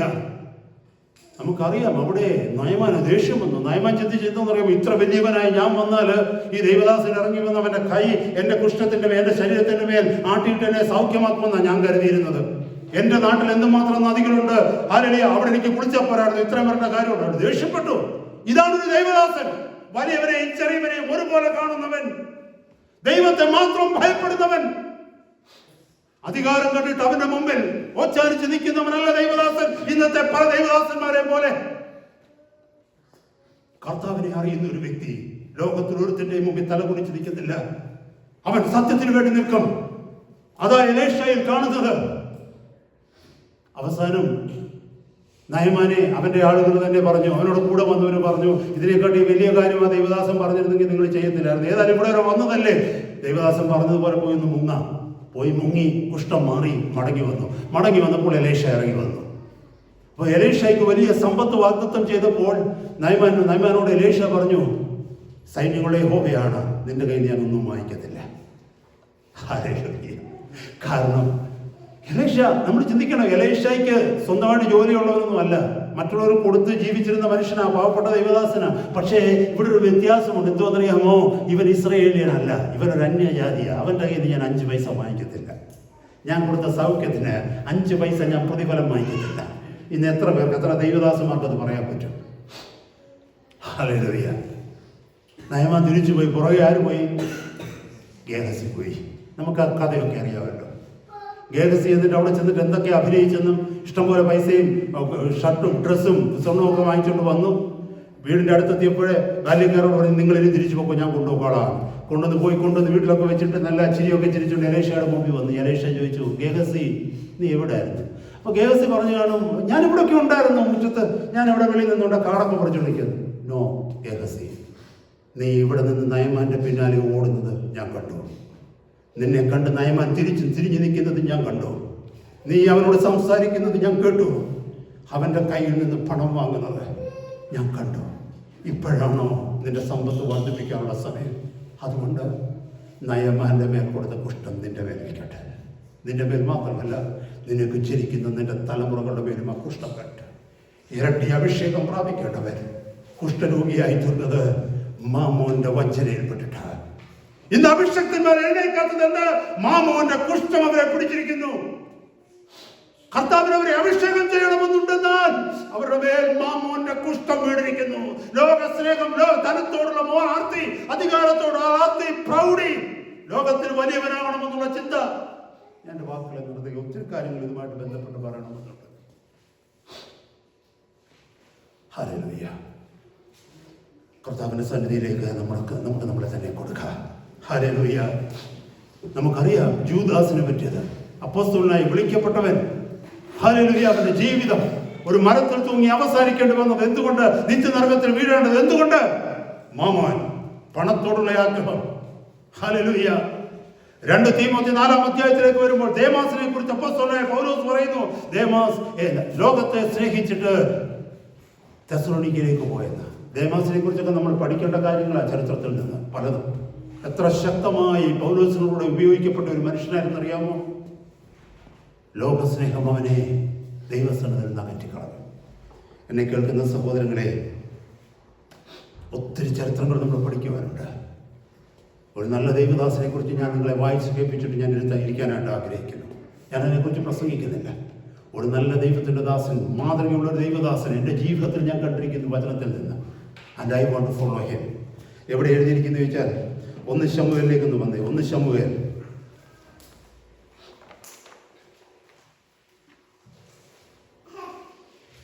12-ാം അധ്യായം 3 മുതലുള്ള വാക്യങ്ങൾ ഞാൻ വായിച്ച് കേൾപ്പിക്കുക നിങ്ങളെ. 1 Samuel chapter 12 verses 3 onwards. ശൗലിനെ രാജാവായി അഭിഷേകം ചെയ്തതിനു ശേഷം സകല ഇസ്രായേലിനെയും ശമൂവേൽ കൂട്ടിവരുത്തിയിട്ട് സകല ഇസ്രായേലിന്റെയും മുമ്പിൽ നിന്നുകൊണ്ട് ദൈവത്തിന്റെ ദാസൻ പറയുകയാണ്. 2 മുതലുള്ള വാക്യങ്ങൾ. 1 ശമൂവേൽ 12:2 മുതൽ. ഇപ്പോൾ രാജാവ് നിങ്ങളുടെ നായകനായിരിക്കുന്നു. ഞാനോ വൃദ്ധനും നരച്ചവനുമായി. എന്റെ മക്കൾ നിങ്ങളോട് കൂടെ ഉണ്ട്. എന്റെ ബാല്യം മുതൽ ഇന്ന് വരെയും ഞാൻ നിങ്ങൾക്ക് നായകനായിരുന്നു. ഇനിയുള്ളത് കേൾക്ക്. ഞാൻ ഇതാ ഇവിടെ നിൽക്കുന്നു. ഞാൻ ഒരുത്തന്റെ കാളയെ അപഹരിച്ചിട്ടുണ്ടോ? ഒരുത്തന്റെ കഴുതയെ അപഹരിച്ചിട്ടുണ്ടോ? ഞാൻ വല്ലവരെയും ചതിച്ചിട്ട് വല്ലവനെയും പീഡിപ്പിച്ചിട്ടുണ്ടോ? ഞാൻ വല്ലവന്റെയും കയ്യിൽ നിന്ന് കൈക്കൂലി വാങ്ങി എന്റെ കണ്ണ് കുരുടാക്കിയിട്ടുണ്ടോ? യഹോവയുടെയും അവന്റെ അഭിഷിക്തന്റെയും മുമ്പാകെ എന്റെ നേരെ സാക്ഷീകരിക്കുവിൻ, ഞാനത് മടക്കി തരാം. എത്ര ധൈര്യത്തോടെയാ!